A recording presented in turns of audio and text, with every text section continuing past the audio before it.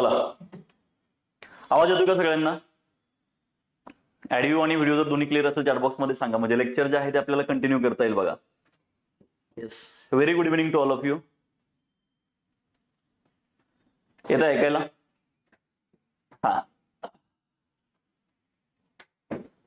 चला विषयाला सुरुवात करूया आता आपण. Yes. जय महाराष्ट्र, जय महाराष्ट्र, जय महाराष्ट्र. हा,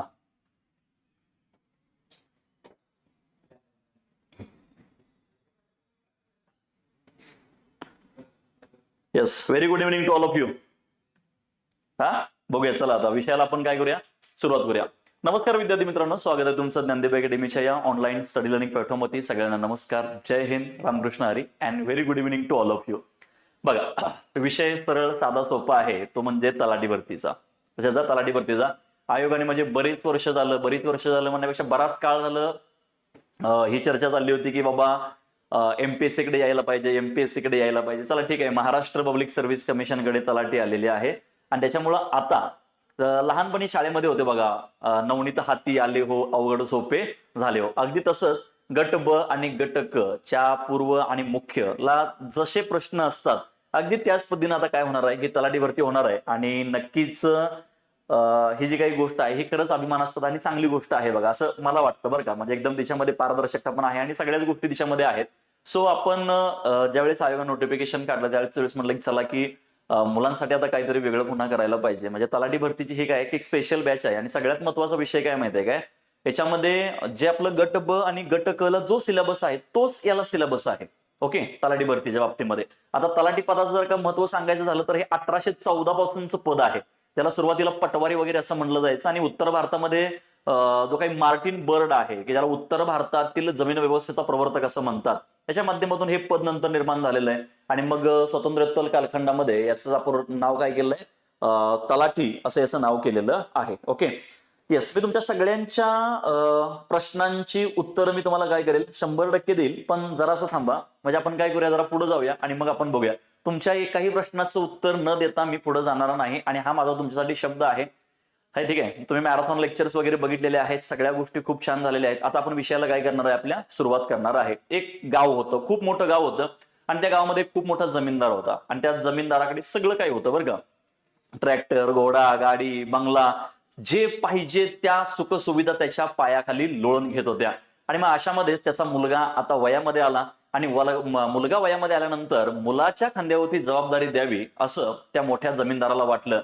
आणि मग तो जमीनदार एकदा सकाळी आपल्या मुलाला घेऊन एका कौलारू घरामध्ये असणाऱ्या ऑफिसमध्ये गेला आणि मग त्यांना सांगितलं की जी एवढी मोठी जी काही, मग त्याच्या मुलाने विचारलं की पप्पा आपण जायचं कुठं आहे. आणि मग त्यावेळेस त्याच्या वडिलांनी त्याला उत्तर दिलं की बाळा, आज जी पण काय आपली प्रॉपर्टी आहे ही सगळी तुझ्या नावावरती करायची आहे आणि मग त्यासाठी आपल्याला एका ऑफिसला जायचं आहे. आणि मग ते ऑफिस एकदम साधं होतं, कौलारू होतं. आणि मग त्या ऑफिसकडे हे बाप लॅक निघाले आणि मग तिथं गेल्यानंतर त्यांना कळालं, म्हणजे बापानं म्हणजे त्या जमीनदारानं आपल्या मुलाला सांगितलं की बाळा, आपली जी पण काही संपत्ती आहे ही संपत्ती जरी आपली असली तरी तुझ्या नावावर करत असताना एका अधिकाऱ्याला आपल्याला नक्की भेटावं लागतं आणि तो जो अधिकारी आहे तो म्हणजे तलाठी. कोण असतो? तलाठी असतो, बरोबर आहे. म्हणजे महसूल प्रशासन जे आहे, या महसूल प्रशासनातलं सगळ्यात शेवटचं जे आहे, कळलं का? हा, कळतंय का काय इथं जे काही शेवटचं पद आहे महसूल प्रशासनामधलं ते म्हणजे कोणतं आहे, तर ते म्हणजे तलाठी आहे, नाही का? हा, बॉस. मग त्या तलाट्यांच्या भरतीच्या बाबतीमध्ये काय लागणार आहे किंवा काय नाही, या सगळ्या गोष्टींच्या बाबतीमध्ये जो इतिहास विषय आहे, ज्या इतिहास विषयाचं वेटेज आहे, म्हणजे प्रिलिम्सला 10 मार्क आणि मेन्सला 20 मार्क, बरोबर आहे. आणि मग ह्या तलाठी भरतीच्या बॅचमध्ये मी तुम्हाला इतिहास शिकवणार आहे. सकाळपासून जे राज्यशास्त्राचं असेल किंवा इकॉनॉमिक्सचं असेल हे लेक्चर झालेले आहेत. मग अगदी तसंच याच्यामध्ये आपल्याला काय बघायचं आहे आणि काय नाही, किंवा एकूण सिलेबस काय आहे, या सगळ्या घटनांचा आपण काय करूया, अभ्यास या ठिकाणी आपल्याला करायचा आहे. ओके, बघा आता काय आहे याच्यामध्ये की जे काही ओरिएंटेशन प्लॅन आहे किंवा इतिहास हा जो विषय आहे त्याच्याबद्दल आपल्याला इथं बघायचा आहे. आता हा सगळ्यात पहिल्यांदा बघा, पुन्हा तोच मुद्दा आहे.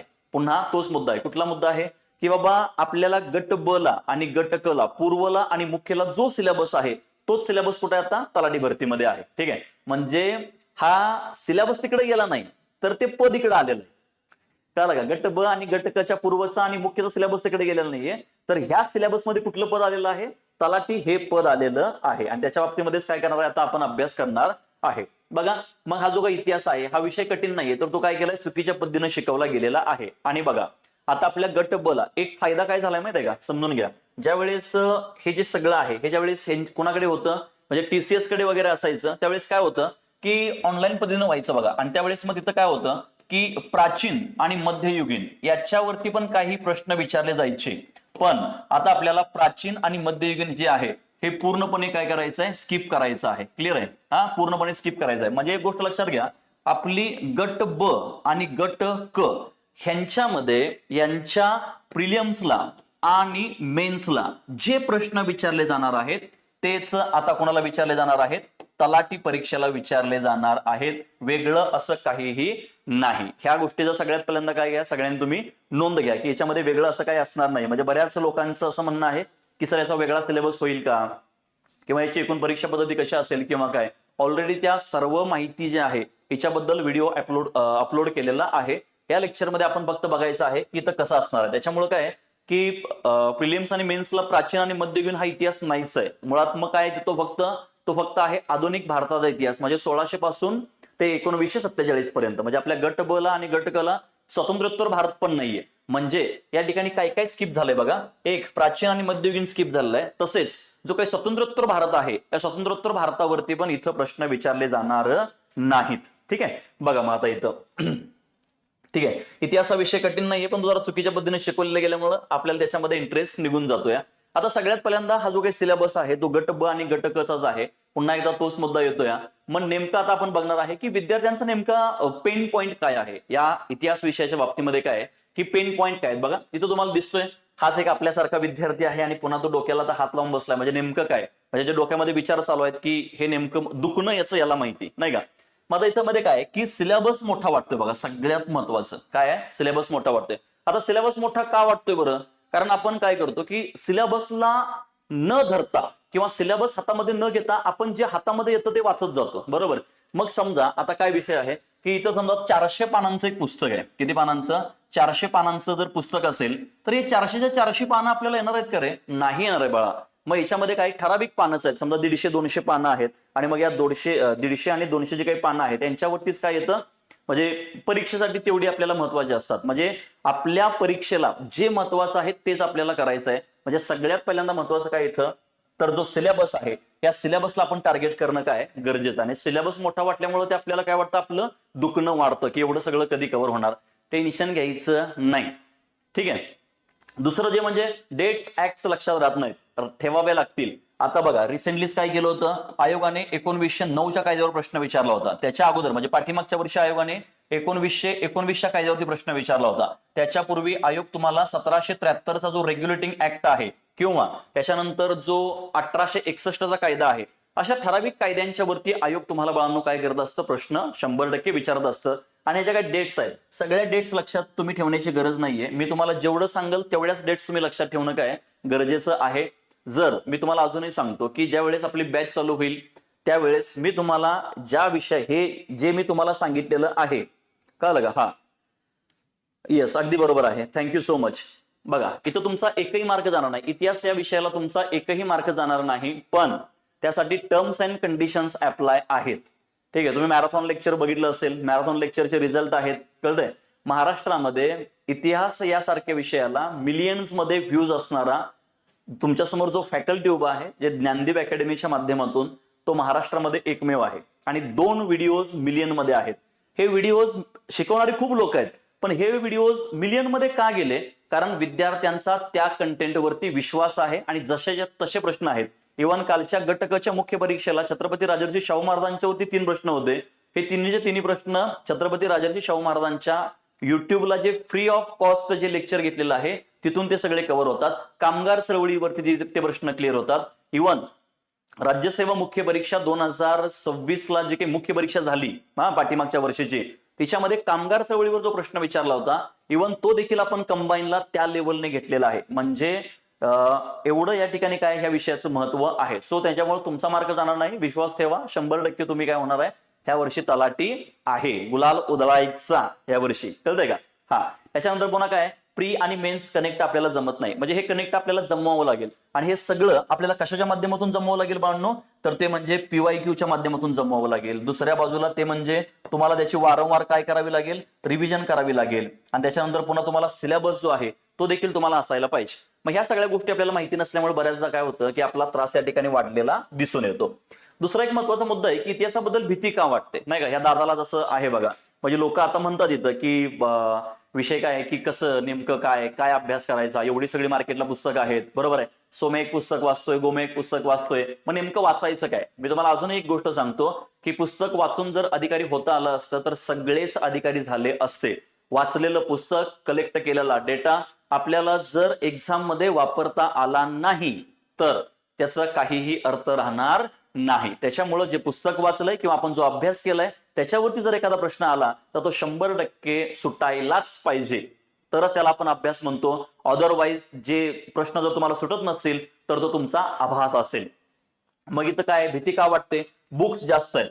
बुक्स जास्त असल्यामुळे काय होतं, क्लॅरिटी कमी येते. बुक्स जास्त असल्यामुळे काय होतं, क्लॅरिटी कमी येते. मग ह्यातनं वाचू त्यातनं वाचू, मग वाचू तर वाचू काय वाचू, क्लिअर आहे. आणि मग सगळ्यात शेवटी तुम्हाला माहितीच आहे, मग आपण काय करत असतो बघा, समजून घ्यायचं. आपण काय करत असतो की मॅरेथॉन जे सेशन्स आहेत हे मॅरेथॉन सेशन आपण लास्टला घेत असतो. त्याच्यामुळं बुक्स कमीत कमी ठेवा. बुक्स कमीत कमी ठेवल्यामुळे क्लॅरिटी तुम्हाला जास्त येईल. मी तुम्हाला सांगितलं बघा, तुमच्या शेजारी एक मुलगा बसलाय, तुम्ही त्याच्यातही बघताय, तुमच्या शेजारी बसलाय त्याच्यातही बघताय, दोघांनीही वेगवेगळी पुस्तकं ठेवलेली आहेत इतिहासाला, तुम्ही वेगळं वाचताय. मग काय होतं अशा कंडिशनमध्ये की तुम्ही त्या मुलांच्या पुस्तकाकडे तुमची नजर गेल्यानंतर तुम्हाला असं वाटायला लागतं की त्यातनं प्रश्न आला तर काय करायचं, बरोबर आहे. म्हणजे तुमचा काय होतो, स्वतःवरचा विश्वास कमी होतो. तसं करू नका. तुम्ही जे वाचताय तेच वाचत राहा, प्लस PYQचा जोड द्या. आणि PYQ विचारण्याचा आयोगाचा जो कल आहे तो कसा आहे तेवढं फक्त काय करा, तुम्ही बघून घ्या. मी सांगेल तुम्हाला सगळं समजावून सांगेल. नोट्स कॉपी आहेत पण रिव्हिजन नाही. सगळ्यात महत्वाची गोष्ट कुठली आहे, रिव्हिजनची. तुम्हाला एक उदाहरण देतो म्हणजे तुम्हाला कळेल. लहानपणी तुमच्यासोबत जर समजा एखादी चुकीची घटना घडली असेल किंवा एखादी सुखद घटना घडली असेल तर त्या घटनेचा तुमच्या मनावरती खूप मोठा परिणाम होतो. का बरं हा परिणाम होतो तुमच्या मनावरती, कारण त्या घटनेने तुमच्या मनामध्ये घर केलेलं आहे. म्हणजे ती गोष्ट तुम्ही वारंवार काय करताय, रिकॉल करताय. त्याच्यामुळं तुमचं सगळं लक्ष त्या गोष्टीकडे जातं. म्हणजे तुम्ही त्या गोष्टीचे वारंवार रिव्हिजन करता, बरोबर. रिव्हिजन म्हणजेच काय, practice. Practice makes man perfect. सरळ साधं सोपं आहे. तुम्ही एखाद्या घटनेची, एखाद्या गोष्टीची जेवढी रिव्हिजन कराल तेवढ्या लवकर तुम्हाला ते मार्क मिळणार आहेत. देन पुन्हा PYQ अनालाइज न करणे, PYQ अनालिसिस न करणे. सांगतो तुम्हाला उत्तम उदाहरण. हे बघा, आता रिसेंटली तुम्हाला उदाहरण सांगतो मी. हे बघा 2026 मध्ये, कधी 2026 मध्ये ग्रुप सी, काय ग्रुप सी मेन्स झाली. ग्रुप सी ची काय झाली, मेन्स झाली. आता समजून घ्या, या ग्रुप सी मेन्स मध्ये याच्या पूर्वी बघा, समजून घ्या, 2025 ला काही प्रश्न विचारले. 2025 आणि 2024 लय पाठीमागे जात नाही मी, ठीक आहे. फक्त इथंच एवढं लक्षात घ्या. 2025-26 ला, 2024-25 ला काही प्रश्न विचारले होते, जसं की कामगार चळवळ. बघा समजून घ्या, जसं की कामगार चळवळ. दुसऱ्या बाजूला 1857 चा उठाव. बघा काय आहे, कामगार चळवळ, 1857 चा उठाव. त्याच्यानंतर पुन्हा समाज सुधारक म्हणजेच प्रबोधन कालखंड.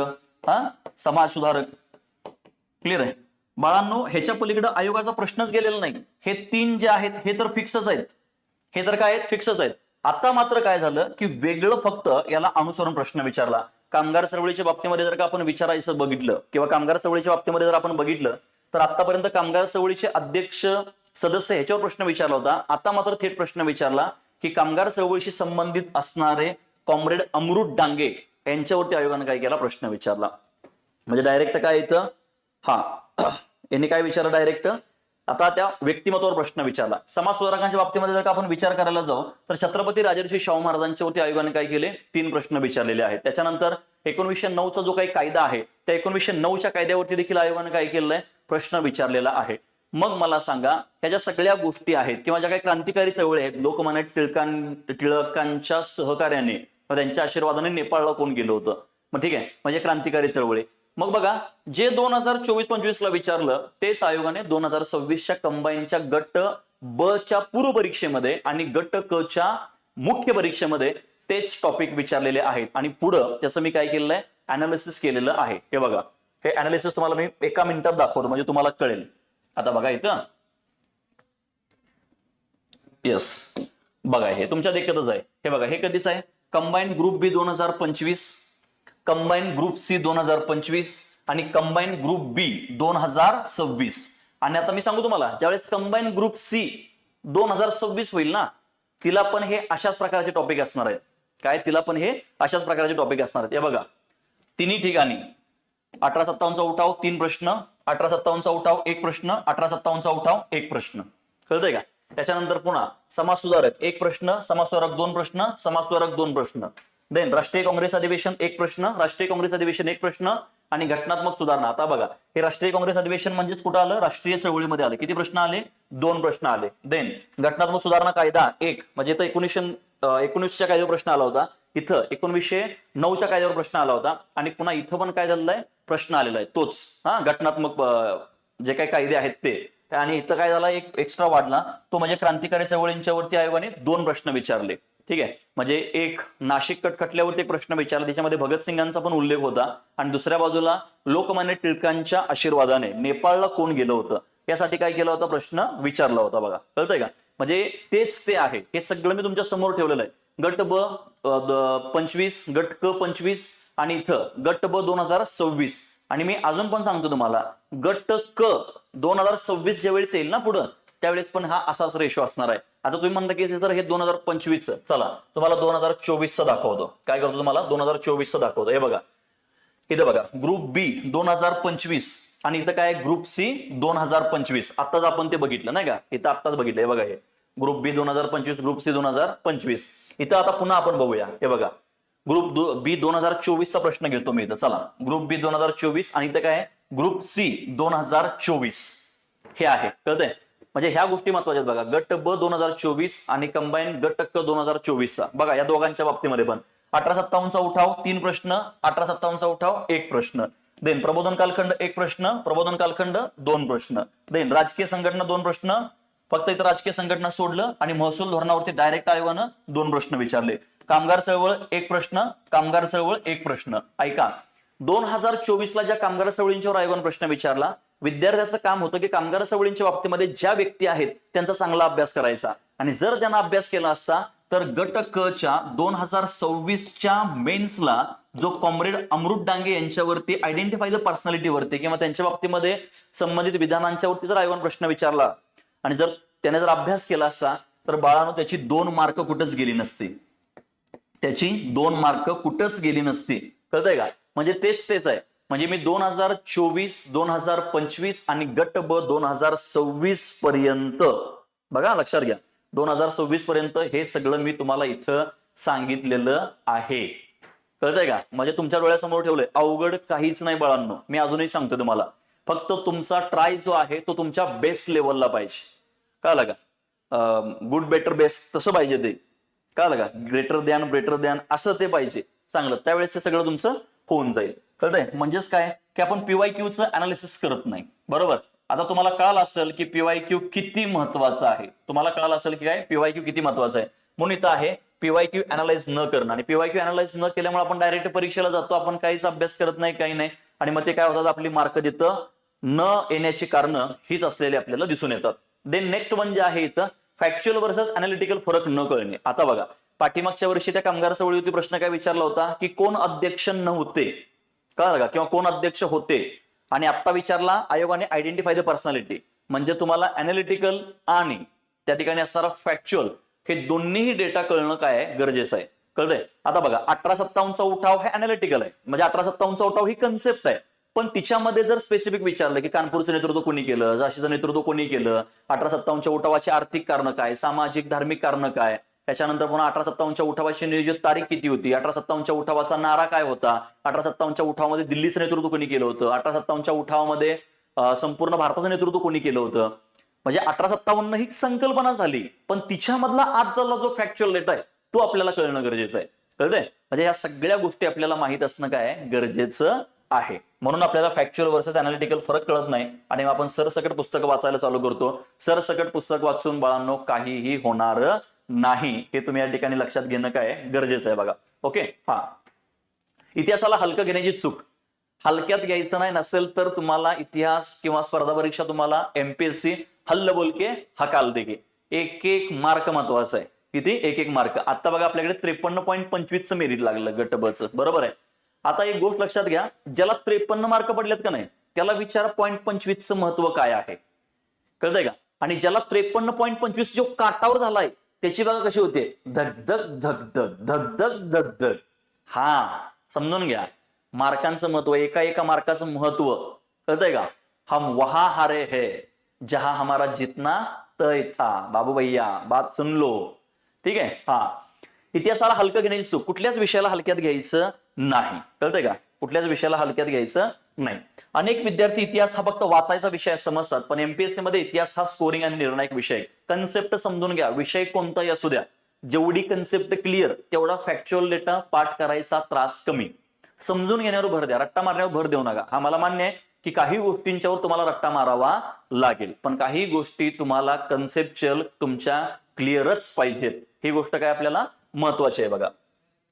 देन फक्त पाठांतर करण्याची चूक, विषयाकडे आहे ना, ह्या इतिहास विषयाकडे फक्त गोंधळलेला इतिहास किंवा तारखा म्हणून बघू नका. ते गेले ते दिवस राहिल्या त्या आठवणी, कळतंय का? आता ते तसं राहिलेलं नाही. इतिहास समजून घेण्याऐवजी विद्यार्थी फक्त तारीख आणि घटना पाठ करतात. शब्द सगळ्यात महत्वाचा आहे, काय? समजून घ्या. काही घटना पाठ कराव्या लागतीलच आपल्याला, का? 7व्या आणि 8व्या वेतन आयोगानुसार पगार घ्यायचा म्हटल्यावर करायला नको, करायला पाहिजे की, आहे की नाही? येस. त्यामुळे एमसीक्यू मध्ये गोंधळ होतात. मग त्याने तारीख पाठ केली. समजा एक सांगतो, उदाहरण सांगतो, 1857च्या उठावाची तारीख किती? आता जर त्याला कन्सेप्ट क्लिअर असेल तर ही तारीख पाठ करायची गरज नाही, पण कन्सेप्ट समजून न घेता जर तो विद्यार्थी डायरेक्टच म्हणाला 31 मे 1857, 31 मे 1857, 31 मे 1857, कळलं का? मग नंतर त्याला काय होतात, प्रॉब्लेम क्रिएट होतात. आयोगाने एकदा समाज कल्याणला असाच प्रश्न विचारला, ज्यावेळेस हे टीसीएस कडे होतं त्यावेळेस समाज कल्याणला प्रश्न विचारला बघा, की पुणा सार्वजनिक सभा जी आहे, या पुणा सार्वजनिक सभेचं पुणा सार्वजनिक सभेची स्थापना कधी झाली? तर ती 2 एप्रिल 1877 ला आहे. म्हणजे पुणा असोसिएशनचं रूपांतर कशामध्ये झालं होतं? सार्वजनिक सभेमध्ये झालं होतं, ठीक आहे. म्हणजे पुणा असोसिएशन 1867 ची होती आणि मग सार्वजनिक सभेची स्थापना 2 एप्रिल 1870 होती. मग त्या समाज कल्याणच्या पेपरमध्ये आयोगानं घोळ केला होता. 2 एप्रिल 1870, 3 एप्रिल 1870, 4 एप्रिल 1870 आणि 5 एप्रिल 1870. लावात ताकद. मग कसं करणार आता? म्हणून प्रत्येक ठिकाणी फॅक्च्युअल डेटा तुमचा पाठच पाहिजे. बघा लक्षात घ्यायचं, इतिहास जो आहे तो तुमचा काय पाहिजे? पाठच पाहिजे, कळलं? म्हणजे जास्त लोड येणार नाही, ठराविक गोष्टी पाठच पाहिजे असं. त्यामुळे पाठांतर करण्यापेक्षा काय करा, विषयाला समजून घ्या. कुठल्याही विषयाला, हे सगळ्या विषयाला लागू होतं बरं का, विषयाला फक्त समजून घ्या. मग ते जरी तुम्हाला एखादी गोष्ट माहिती नसेल तरी ती इंटरलिंक मधून काय होतं तिथपर्यंत पोहोचता तुम्ही. मी सांगेल तुम्हाला, तुम्ही लोड घ्यायचा नाही, फक्त तलाठी झाल्यानंतर भेटायला या. इथेच असतो मी, पुणे, छत्रपती संभाजीनगर आणि नाशिक तिन्ही ठिकाणी असतो. फक्त पेढे घेऊन यायचे की, आणि एकच ऐकायचं आहे की सर आम्ही अधिकारी झालोय. मी प्रत्येक बॅचला हेच सांगत असतो की सर मी अधिकारी झालोय आणि मला हे एवढंच ऐकायचं असतं, गिफ्ट म्हणून हेच पाहिजे रिटर्न मध्ये, बाकी काहीची अपेक्षा नाही. हा क्रोनॉलॉजी न समजण्याची चूक, क्रोनॉलॉजी समजून घ्या. ऐका, जर भारतामध्ये प्लासीची लढाई झाली नसती तर बक्सर झालाच नसता, बक्सरची लढाई झालीच नसती तर अलाहाबादचा तह झालाच नसता, आणि जर अलाहाबादचा तह झालाच नसता तर बंगाल, बिहार, ओरिसामध्ये ब्रिटिशांना दिवाणी आणि फौजदारी अधिकार मिळाले नसते. आणि जर त्यांना ते दिवाणी अधिकार मिळाले नसते किंवा फौजदारी अधिकार मिळाले नसते तर ब्रिटिशांनी या भारतावर हुकूमत गाजवली नसती. ती हुकूमत कशी गाजवली किंवा काय, या सगळ्या घटनांचा काय करायचं आपल्याला पुढे जाऊन अभ्यास करायचा आहे. त्याच्यामुळं इतिहासामध्ये क्रोनॉलॉजी महत्वाची आहे. समजा आता आपल्याला जो इतिहास आहे तो 1600 पासून ते 1947 पर्यंत आहे, पण याची एवढ्याची गरज नाही आपल्याला.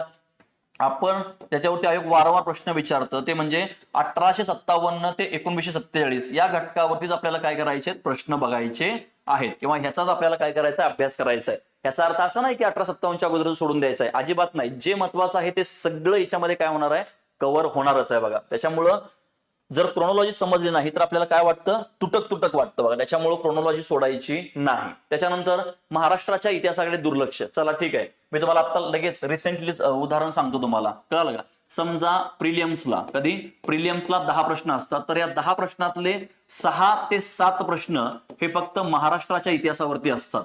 आणि मेन्सला पण जे 10 प्रश्न असतात, मेन्सला 10 प्रश्न आणि 20 मार्क असतात, कारण एक प्रश्न किती मार्कांना आहे, 2 मार्काला आहे. ह्या 10 प्रश्नांच्या पैकी पुन्हा पण तिथं आता जर आपण बघितलं तर 10 प्रश्नांपैकी गट क च्या मुख्य परीक्षेला 7 प्रश्न हे महाराष्ट्रावरती होते. किती प्रश्न होते, 7 प्रश्न हे महाराष्ट्रावरती होते. आणि ऐका, महाराष्ट्राचा इतिहास हा वेगळा करायचाच नाही आपल्याला, कळतंय का? महाराष्ट्राचा इतिहास जो आहे तो वेगळा करायचा नाही, त्याची काहीही गरज पडणार नाही. कारण महाराष्ट्र निर्माण झाला 1 मे 1960 ला. त्याच्यापूर्वी हा कोणता प्रांत होता, तर तो होता बॉम्बे प्रांत. मग बॉम्बे प्रांताचाच नंतर निर्माण झालेला 2 राज्य निर्माण झाली बॉम्बे प्रांतातून. कुठलं? एक म्हणजे महाराष्ट्र आणि एक म्हणजे गुजरात. कधी? 1 मे 1960 ला.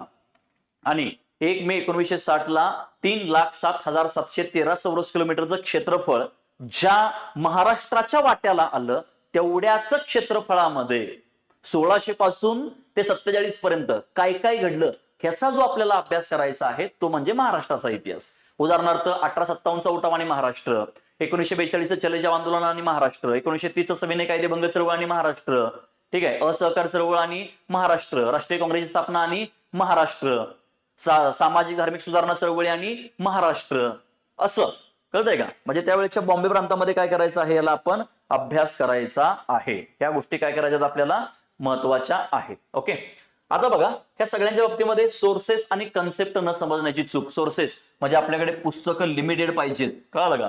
हा दिसल ते मार्केटमध्ये जर समजा कोणाची नोट्स आली तर तिच्या पाठीमागे न पळता त्या ज्या छोट्या छोट्या नोट्स येतात त्या कुणी वाचायच्या असतात माहित आहे का? आता ते तुम्हाला वाचताना सोपं वाटतं, बघा समजून घ्या. जे वास्तविक आहे तुम्ही मला भले शिव्या घाला, पण जे खरं आहे ते खरं आहे.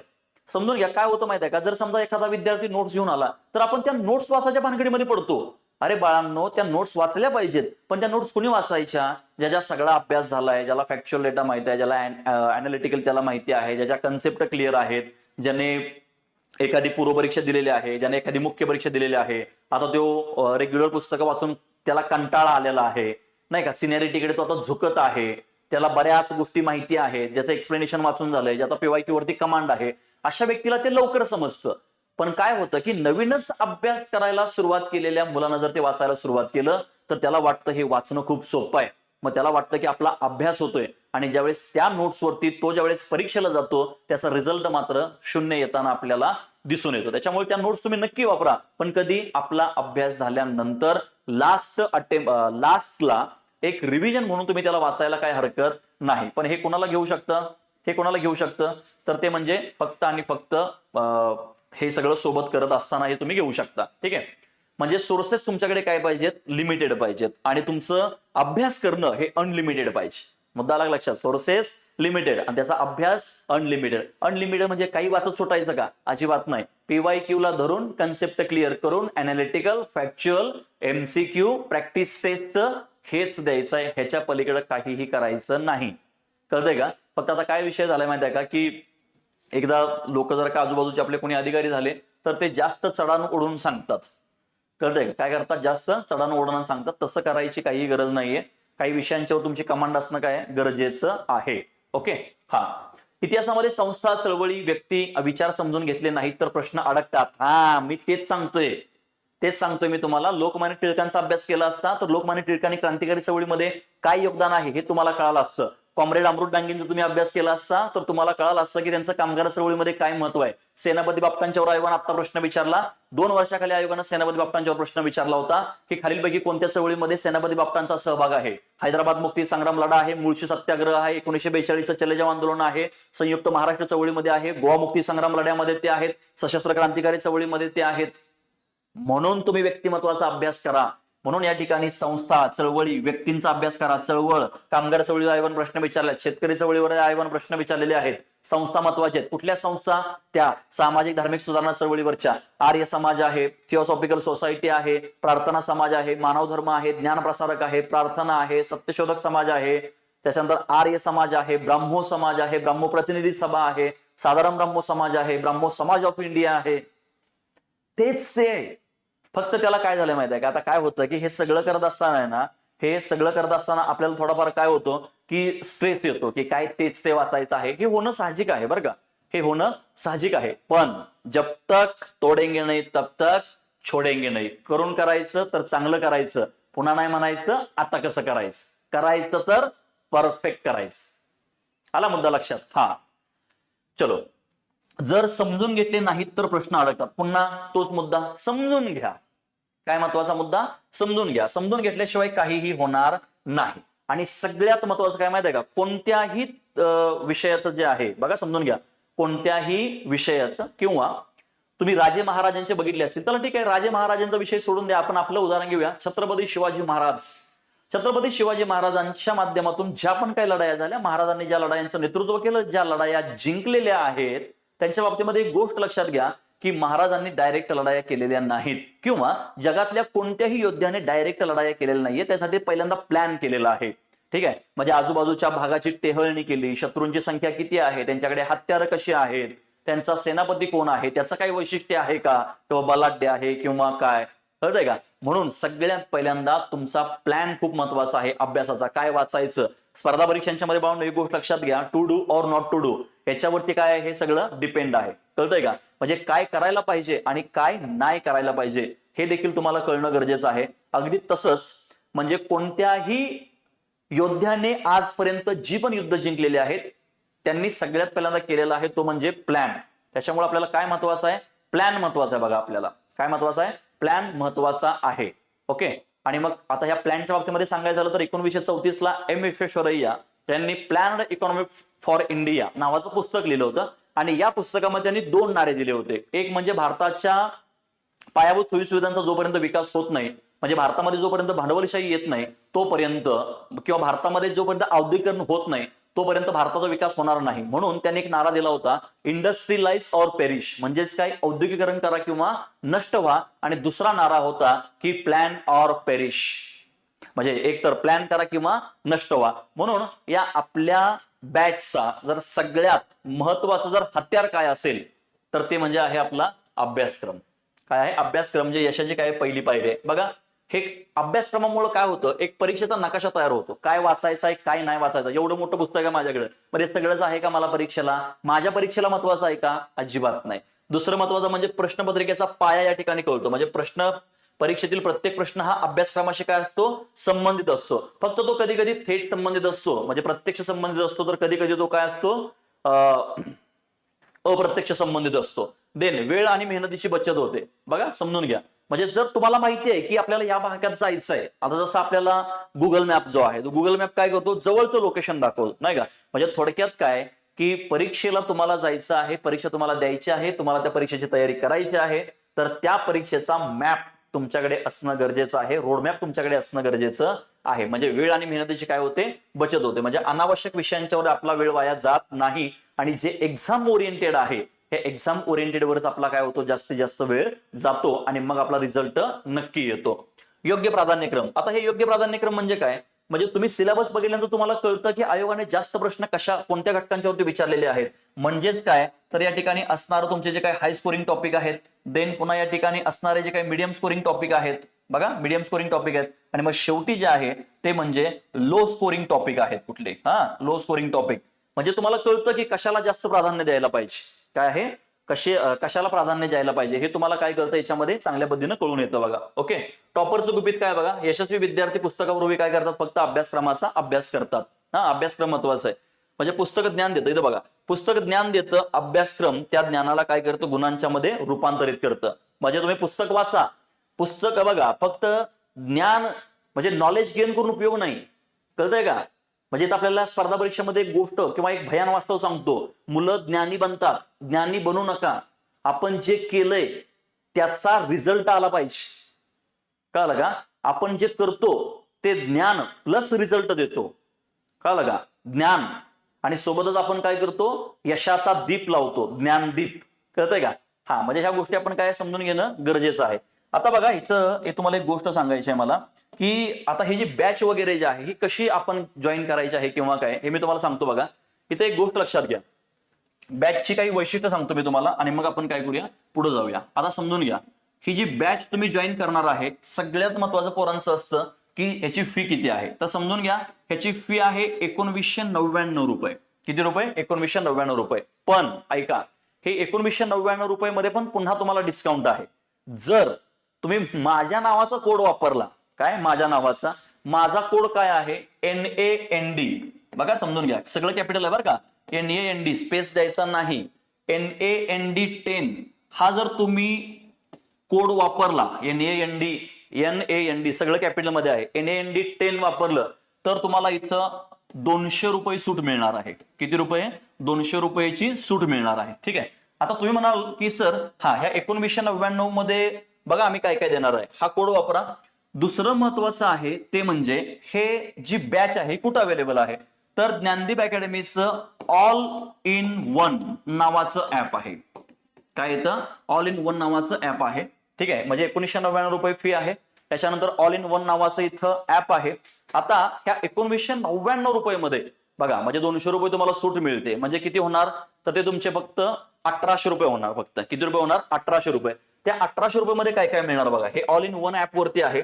आता सगळ्यात महत्वाचं म्हणजे पाठीमागच्या वर्षीची, म्हणजे आता एखाद्या विद्यार्थ्याला पुढे जाऊन अभ्यास करायचा असतो, फास्ट रिव्हिजन करायचे असते, तर सगळ्या अशा लोकांसाठी 2025 म्हणजे पाठीमागच्या वर्षीची जी काही रेकॉर्डेड बॅच आहे, बघा समजून घ्या, जी काही रेकॉर्डेड बॅच आहे ही रेकॉर्डेड बॅच देखील तुम्हाला त्या ठिकाणी काय मिळणार आहे, फ्री मध्ये मिळणार आहे.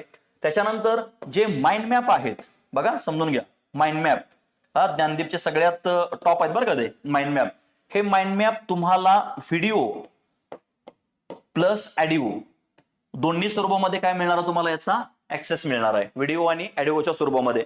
देन पुन्हा तुम्हाला याच्यामध्ये 2025 ची टेस्ट सिरीज देखील मिळणार आहे. 2025च्या टेस्ट सिरीज प्लस त्याचं असणारं एकूण विश्लेषण प्लस 2026 म्हणजे ह्या वर्षी पण आपण या सगळ्यांच्या काय करणार आहे, टेस्ट कंडक्ट करणार आहे.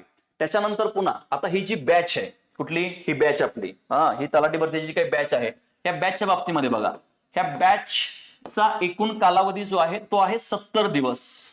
किती दिवस आहे, 70 दिवस. पण 1 वर्ष तुम्हाला हिचा ऍक्सेस फ्री मध्ये राहील. 1 वर्ष काय राहील तुम्हाला इथं, हिचा जो काय ऍक्सेस आहे तो कसा राहणार आहे, फ्री मध्ये. बघा समजून घ्या, 1 वर्ष फ्री मध्ये ऍक्सेस राहणार आहे. प्लस हे जे तुम्ही लेक्चर बघणार आहे ना, ह्याचे जे व्ह्यूज आहेत हे एकदा दोनदा तीनदा असं नाहीये, तर हे जे व्ह्यूज आहेत हे व्ह्यूज म्हणजे अनलिमिटेड व्ह्यूज आहेत. काय त्याचे, अनलिमिटेड व्ह्यूज आहेत, कळतंय. त्याच्यानंतर मग पुन्हा बघा, आता याच्यामध्ये मी तुम्हाला हे सगळ्या गोष्टी सांगितलेल्या आहेत. प्लस ह्याच्यामध्ये 1900 पेजेस, बघा समजून घ्या, 1900 पेजेसच्या ज्या आपल्या काही नोट्स आहेत, त्या 1900 पेजेसच्या ज्या नोट्स आहेत त्या नोट्स देखील तुम्हाला आपण काय करणार आहे, पीडीएफ स्वरूपामध्ये देणार आहे. आता इथं बघा, हे जे तुम्हाला एक नाही, ह्याच्यामध्ये एक बॅच पण देणार आहे आपण. अजून एक इथं तुम्हाला काय करणार आहे, बॅच देणार आहे, की ज्या बॅच मध्ये 2013 ते 2026 पर्यंत, 2013 ते 2026 पर्यंत जेवढे पण काही प्रीचे पेपर झालेले आहेत त्या सगळ्या प्रीच्या पेपरचं इथं एक्सप्लेनेशन केलेलं आहे. आपण काय केलं आहे, एक्सप्लेनेशन केलंय, म्हणजे प्रत्येक प्रश्न टू द पॉइंट कव्हर करून घेतलेला आहे. 2013 ते 2026 ची रेकॉर्डेड बॅच आहे, की ज्याच्या माध्यमातून गट ब आणि गट क चे प्री आणि मेन्स हे जे दोन्ही आहेत, हे दोन्ही पण आपण त्या ठिकाणी काय केलंय, सॉरी फक्त प्रिलिम्स काय केलंय आपण याच्यामध्ये कव्हर केलेलं आहे. तर ही या बॅचचे काय असणार आहेत, वैशिष्ट्य असणार आहेत, कळतंय. आता बघा मी तुम्हाला पुन्हा एकदा सांगतोय काय आहे, ह्या बॅचची एकूण फी जी आहे ती 1999 रुपये आहे. जर तुम्ही माझ्या नावचा कोड वापरला की NAND10 तर मात्र तुम्हाला किती, 200 रुपये ऑफ मिळेल, तिथे लगेच ते होईल. ठीक आहे. दुसरं जे आहे ते म्हणजे ऑल इन वन नावाचं ऍप आहे, त्याच्यामध्ये ही बॅच आहे. त्याच्यानंतर पुन्हा पाठीमागच्या वर्षीची रेकॉर्डेड बॅच तुम्हाला अभ्यासासाठी किंवा अभ्यासाच्या दिशेसाठी तुम्हाला दिली जाणार आहे. देन माइंड मॅप जे आहेत हे व्हिडिओ आणि ऑडिओ स्वरूपामध्ये, तुम्ही प्रवासामध्ये येता जाता, गृहिणी किंवा ऑन जॉब जर तुम्ही असाल तर सगळ्यांसाठी ही उपयोगी पडणार आहे. देन 2025च्या टेस्ट सिरीज प्लस त्याचं एक्सप्लेनेशन हे देखील तुम्हाला देणार आहे. 2026च्या टेस्ट सिरीज देखील तुम्हाला त्याच्यामध्ये मिळणार आहेत. नंतर ही जी बॅच आहे ह्या बॅचचा कालावधी 70 दिवस असेल, प्लस ह्या बॅचचा 1 वर्ष ऍक्सेस तुम्हाला फ्री मध्ये असेल आणि त्या 1 वर्षामध्ये तुम्ही अनलिमिटेड व्ह्यूज देऊ शकता. त्याच्यानंतर 1900 पेजेसची पीडीएफ ज्या आपल्या क्लास नोट्स असतात त्या देखील तुम्हाला प्रोव्हाइड केली जाणार आहे. आणि सगळ्यात महत्वाचं म्हणजे अभ्यासाला योग्य दिशा देण्यासाठी PYQ अनालिसिस जे आहे त्या प्रत्येक बॅचचं मॅथ्स अँड रिझनिंग सहित जेवढे पण विषय आहेत त्या सगळ्या विषयांचं 2013 ते 2026 पर्यंत प्रिलियमचे जेवढे पण पेपर आहेत त्या सगळ्यांचं एक्सप्लेनेशन तुम्हाला दिलेलं आहे. आणि जर समजा ह्या सगळ्यांच्या बाबतीमध्ये जर तुम्हाला काही अडचण आलीच तर मी तर काही नंबर शेअर करतोय ऑफिसचे, त्याच्यावर तुम्ही कॉन्टॅक्ट करू शकता.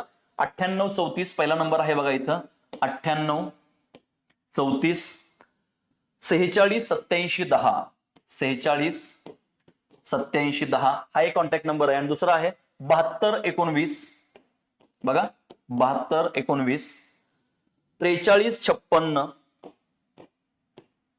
435604 आणि ऑल फॅकल्टीज ज्या आहेत या ठिकाणी तुम्हाला अवेलेबल असणार आहेत. कळलं का? काय ऑल फॅकल्टी ज्या आहेत या देखील तुम्हाला काय असणार आहेत, अवेलेबल असणार आहेत. आणि जर समजा काही तुम्हाला अडचण अजून आलीच की सर माझा असं आहे तसं आहे किंवा तुम्हाला माझ्याबद्दल काही माझ्याशी काही तुम्हाला बोलायचं असेल तर मी माझाही नंबर या ठिकाणी शेअर करतोय. पर्सनल नंबर आहे माझा 9322590753 हा माझा नंबर आहे. तुम्हाला काय अडचण असेल किंवा अजून काय तुम्हाला बोलायचं असेल, ठीक आहे, फक्त असा विचार करू नका की ज्ञानदीपचे विद्यार्थी असल्यावरच आम्ही मार्गदर्शन करतो किंवा बोलतो, असं अजिबात काहीही नाहीये. कळलं का? मॅरेथॉनचा असा कुठला किंवा युट्यूबचा असं कुठलं लेक्चर नाही की ज्या लेक्चरमध्ये मी माझा नंबर शेअर केला नाही. जर तुम्हाला आजमावायचा असेल तर लेक्चर झाल्यावर अननोन नंबरवरून कॉल करून बघा, तो कॉल उचलला जाईल आणि तुम्हाला पुरेपूर मार्गदर्शन केलं जाईल. ठीक आहे, त्याच्या बाबतीमध्ये तुम्ही निवांत राहा, निश्चिंत राहा. ठीक आहे, हा चला, कळतंय? म्हणजे हे महत्वाचं आहे बघा. तुम्ही विचार करा 1800 रुपये काय काय मिळतंय, हे एवढं सगळं तुम्हाला मिळतंय. आता ऐका, हे जे आहे की ना एवढ्यात गट ब पण निघून जाते, गट क पण निघून जाते, तलाठी पण निघून जाते, अजून कुठली परीक्षा असेल तर ती सुद्धा निघून जाते. कळतंय? महाराष्ट्रातला सगळ्यात स्वस्त कोर्स आहे हा. ओके, चला आता आपण काय बघणार आहे, अभ्यासक्रम बघणार आहे की याच्यामध्ये अभ्यासक्रम नेमका काय आहे आणि काय नाही. हे बघा, आधुनिक भारताचा विशेषतः महाराष्ट्राचा इतिहास, हे एका ओळीमध्ये. पण सर ह्या एका ओळीमध्ये येतं काय, ह्या एका ओळीमध्ये येतं काय? म्हणून आपल्याला काय करायचं आहे, मेन्सचा अभ्यास करायचा. आणि तुम्हाला जे आपण शिकवणार, बघा लक्षात घ्या, क्लासमध्ये जे आपण तुम्हाला शिकवणार हे मेन्स ओरिएंटेड शिकवणार. Mains plus prelim, mains plus prelim. ठीक आहे, ह्याच्या ओरिएंटेड आपण तुम्हाला शिकवणार, मेन्स प्लस प्रिलियम. आता इथं काय सिलेबस, आधुनिक भारताचा विशेषतः महाराष्ट्राचा इतिहास एका वाक्यात आहे. पण सर या एका वाक्यामध्ये येतं काय काय, बघा समजून घ्या. इथं एका वाक्यामध्ये येतं काय काय, कळतंय का? चला, ओके, काय म्हणणं आहे यांचं, तुमच्यामुळे माझा इतिहास विषय क्लिअर झाला, थँक्यू सो मच. बघा, हे तुमचं जे प्रेम आहे, हे प्रेम आहे म्हणून तर काय झालंय की मिलियन्स मध्ये व्ह्यूज आहेत. बरोबर आहे का? हा, समजून घ्या, थँक्यू सो मच. मला जे करता येईल तुमच्यासाठी ते मी करायला तयार आहे. फक्त ते लक्ष द्या. आता आधुनिक भारताचा विशेषतः महाराष्ट्राचा इतिहास हा कशाचा अभ्यासक्रम आहे, हा प्रिलियमचा अभ्यासक्रम आहे. मग ज्या वेळेस ऐका, ज्या वेळेस आपण हा मेनचा अभ्यासक्रम करू त्यावेळेस तो प्रिलियमचा अभ्यासक्रम आपला काय होईल, ऑटोमॅटिक निघून जाईल. म्हणजे आपण काय करूया, मेन्स ओरिएंटेड अभ्यास करूया. काय करूया आपण, मेन्स ओरिएंटेड अभ्यास करूया. ठीक आहे, चला बघा. मग हा संयुक्त गट ब आणि गट क च्या मुख्य परीक्षेचा अभ्यासक्रम काय, कळतंय का? मुख्य परीक्षेचा अभ्यासक्रम त्याच्यामध्ये काय काय आहे, सामाजिक आणि आर्थिक जागृती 1885 ते 1947. देन महत्वाच्या व्यक्तींचं कार्य. आता ऐकायचं, ही जी जागृती आहे म्हणजे अवेअरनेस. बघा, सगळ्या शब्दांचे किंवा सिलेबसचा अर्थ जवळपास एक होतो. म्हणजे 1 2 3 4 5 ओळींच्या मध्ये सिलेबस आहे. पण ह्या 5 ओळींच्या सिलेबसचा अर्थ समजून घ्या. हे बघा, सामाजिक आणि आर्थिक जागृती म्हणजे समाजामध्ये जे चुकीचं घडत होतं किंवा ब्रिटिशांनी जी भारताची लूट केली ती कशी केली किंवा काय, ह्याच्या बाबतीमध्ये आपण काय केलेलं आहे, बघा समजून घ्या. याच्या बाबतीमध्ये आपण काय केलेलं आहे, तर ते म्हणजे जनजागृती निर्माण केली. आता ही जनजागृती केली कोणी, जागृती केली म्हणजे जनजागृती केली कोणी, तर ते म्हणजे काही व्यक्तींनी केल्या.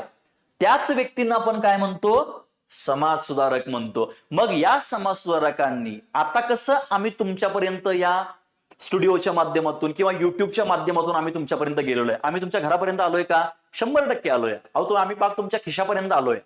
बरोबर, तुमच्या मोबाईल पर्यंत आम्ही आलेलो आहे. आला मुद्दा लक्षात. आता एक गोष्ट समजून घ्या, आम्ही तुमच्या कुठेतरी खिशापर्यंत आलो, मोबाईल पर्यंत आलो, खिशातच मोबाईल असतो म्हणून मी तो शब्द वापरला. आता समजून घ्या ह्याच्या पुढं, ह्याच्या पुढं काय आहे.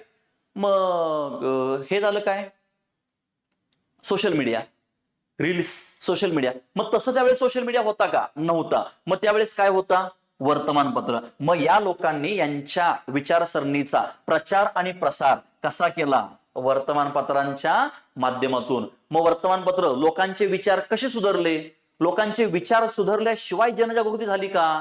मग ते विचार बदलण्यासाठी आपण आणलं होतं शिक्षण. बघा ऐका, ह्याला म्हणायचं इंटरलिंक. आणि या इंटरलिंकनं जर अभ्यास कराल तर 100% अधिकारी व्हाल, 100% तलाठी व्हाल, 100% पटवारी व्हाल. कळलं का, बॉस गावचा. स्वातंत्र्यपूर्व काळातील इतर काही समकालीन चळवळींच्यावर आयोगाने प्रश्न विचारलायच की. शेतकरी चळवळींचे प्रश्न आहे, कामगार चळवळींच्यावर प्रश्न आहे, दलितांच्या चळवळीवर प्रश्न आहे, आदिवासी चळवळीवरती प्रश्न विचारलेला आहे. कळतंय? म्हणजे तेच ते असलेलं काय होतं आपल्याला दिसून येतं. ओके. हा, राष्ट्रीय चळवळ बघणार आहे आपण पुढं. आता हे जे आहे की नाही, ह्याला आपण एक्सप्लेन केलंय की ह्याच्यामध्ये काय काय येतं. थोडक्यात काय की हा झाला मेन सिलेबस. हा काय झाला मेन सिलेबस. आता या सगळ्या सिलेबसला आपण पुढच्या स्लाइडवरती एक्सप्लेन केलेलं आहे. काय केलंय आपण याला एक्सप्लेन केलेलं आहे. म्हणजे थोडक्यात काय की जसा पोस्टमार्टम होतो तसा आपण इथं काय केलंय पोस्टमार्टम केलेलं आपल्याला दिसून येतो. आता बघा तुम्हाला कळेल. हे बघा अभ्यासक्रमाचं विश्लेषण.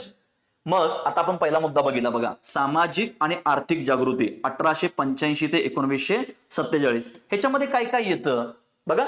जागृती एका लोकांनी केली का नाही केली. आता ही तलाठी बॅच जी आहे ती मी एकटा शिकवणार आहे का नाही. माझ्यासारखी कित्येक फॅकल्टी इथे आहेत. प्रत्येक एका विषयाला एक फॅकल्टी आहे. बरोबर आहे का. म्हणजे मी जसं एकटा सगळे विषय घेऊ शकत नाही, अगदी तसं समाज सुधारणेचा प्रयत्न करत असताना एक व्यक्ती समाजाला सुधारवू शकत नाही. मग त्या व्यक्तीने त्यांच्यासारख्या समविचारी लोकांना एकत्रित आणलं आणि जसं आपण मंडळ स्थापन करतो, संघटना स्थापन करतो, तसंच त्यांनी मंडळ काढलं, संघटना स्थापन केली, संस्था स्थापन केली आणि मग त्या संस्थेच्या माध्यमातून तुमच्यापर्यंत पोहोचले. आता कसं एज्युकेशन ज्ञानदीपच्या माध्यमातून आम्ही तुमच्यापर्यंत येतो या. म्हणजे ज्ञानदीप ही एक शिक्षण संस्था आहे आणि शिक्षण संस्थेच्या माध्यमातून आम्ही तुमच्यापर्यंत येतो. अगदी तसंच या लोकांनी आपल्या विचारांचा, चांगल्या विचारांचा समाजामध्ये जनजागृती घडवून आणण्यासाठी आपल्यासारख्या कित्येक लोकांना, समविचारी लोकांना एकत्रित केलं आणि समाज स्थापन केले. आणि ते समाज होते की ज्या समाजाच्या माध्यमातून समाजामध्ये जनजागृती झाली. मग ती सामाजिक, मग त्या जागृती कुठल्या कुठल्या होत्या, अवेअरनेस कोणकोणत्या फील्डमध्ये झाल्या, सामाजिक, धार्मिक, आर्थिक, शैक्षणिक, सामाजिक, राजकीय, प्रशासकीय सगळ्यांच्या बाबतीमध्ये झाली ना. मग हे कुणामुळे झालं, कुणामुळे झालं, यांच्यामुळे झालं. ओके. हा, हॅपी अॅनिव्हर्सरी. कुणाची अॅनिव्हर्सरी आहे. हा, कुणाची अॅनिव्हर्सरी आहे. अजून लग्न नाही झालं ना अॅनिव्हर्सरी कुठं आणायची. आगावच आहे राव तुम्ही जरा. ठीक आहे, तरी पण थँक्यू, काय हरकत नाही. हा, तुम्ही दिलं म्हणलं थँक्यू. हा, सामाजिक आणि आर्थिक जागृती 1885 ते 1947 याच कालखंडामध्ये झालं ना हे सगळं. मग बघा इथं ब्राह्मो समाज बघायचा आपल्याला, देन प्रार्थना समाज, Arya Samaj, Ramakrishna mission, theosophical society, Satyashodhak Samaj. Mahatma Jyotiba फुलेंच्यावरती आता प्रश्न विचारला होता की शेतकऱ्यांचा सगळ्यात पहिल्यांदा प्रश्न कोणी मांडला म्हणून. शेतकऱ्यांचा प्रश्न सगळ्यात पहिल्यांदा कोणी मांडला म्हणून, तर तेच होते महात्मा ज्योतिबा फुले, शेतकऱ्यांचा आसूड म्हणून. कळतंय. मग ह्यासारख्या ज्या काय आहेत संघटनांचा आपल्याला अभ्यास करायचा आहे. याला म्हणायचं प्रबोधन कालखंड. देन देवबंद चळवळ आहे, अलीगड चळवळ, वहाबी आंदोलन, शीख सुधारणा, पारशी सुधारणा. म्हणजे विविध क्षेत्रामधल्या ह्या काय आहेत सुधारणा असलेल्या आपल्याला दिसून येतात. किंवा विविध, कारण भारतीय समाज जो आहे तो विविध काय केलाय, जाती, धर्म, पंथ यांच्यापासून काय आहे बनलेला आहे. क्लिअर. हा, मग महत्वाच्या व्यक्ती कोण आहेत. आता जे समाज बघितले ते समाज कुणी स्थापन केले, तर यासारख्या लोकांनी केले. ब्रह्मो समाज कुणी स्थापन केला, राजाराम मोहन रॉयनी. राजाराम मोहन रॉयच्यावर आता आयोगाने प्रश्न विचारला 2 वर्षाखाली की शास्त्राच्या संमतीनं केलेला खून म्हणजे सतीप्रथा होय. काय होतं, शास्त्राच्या संमतीनं केलेलं खून म्हणजे सतीप्रथा होय. प्रश्न विचारलाय आयोगाने राजाराम मोहन रॉय यांच्यावरती. मग राजाराम मोहन रॉयनी असं का केलं हे सगळं तुम्हाला कळणं गरजेचं आहे. अलग मंजिरी प्रकरण, स्वतःच्या वहिनीला सती जावं लागलं आणि मग त्यांनी 1812 मध्ये त्यांचे बंधू जगनमोहन यांचा मृत्यू झाला. शिकलेल्या सवरलेल्या घरातील असणाऱ्या राजाराम मोहन रॉयना हा अनुभव आला की आपल्या वहिनीला म्हणजे अलक मंजिरींना जिवंतपणी चितेवरती जावं लागलं आणि स्वतःचं दहन करून घ्यावं लागलं, आत्माची प्राणाची आहुती द्यावी लागली. मग त्या राजाराम मोहन रॉयने विचार केला की आज माझ्या घरातली स्त्री जी आई समान असते बहिणी, ती काय झाली, चितेवर गेली. उद्या असं कित्येकांच्या जाता कामा नये म्हणून त्यांनी सतीप्रथेविरुद्ध आवाज उठवला आणि त्या आवाजाचा परिणाम म्हणून 4 डिसेंबर 1829 ला ब्रिटिश सरकारने, ब्रिटिश पार्लमेंटने कायदा केला जो होता सती प्रथा विरोधी कायदा. आणि मग त्या सती प्रथा विरोधी कायद्याच्या बाबतीमध्ये नाना जगन्नाथ शंकर शेठ यांनी मुंबई प्रांतातून काय केली होती, स्वाक्षरी केली होती.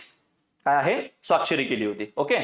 ते राजाराम मोहन रॉय. आणि मग राजाराम मोहन रॉयना घरच्यांनी सांगितलं की शास्त्रामध्ये असं सांगण्यात आलं आहे. त्यांनी सगळी शास्त्र शोधली, तुमच्या माझ्यासारखे आधुनिक विचारसरणीची लोक घेऊन, पण कुठल्याही शास्त्रामध्ये सती जाणं हे सांगितलेलं नव्हतं. म्हणून त्यांनी स्टेटमेंट केलं की शास्त्राच्या संमतीनं केलेला खून, म्हणजे शास्त्राला पुढे केलं आणि शास्त्राच्या नावाखाली खून केला म्हणजेच सतीप्रथा होय.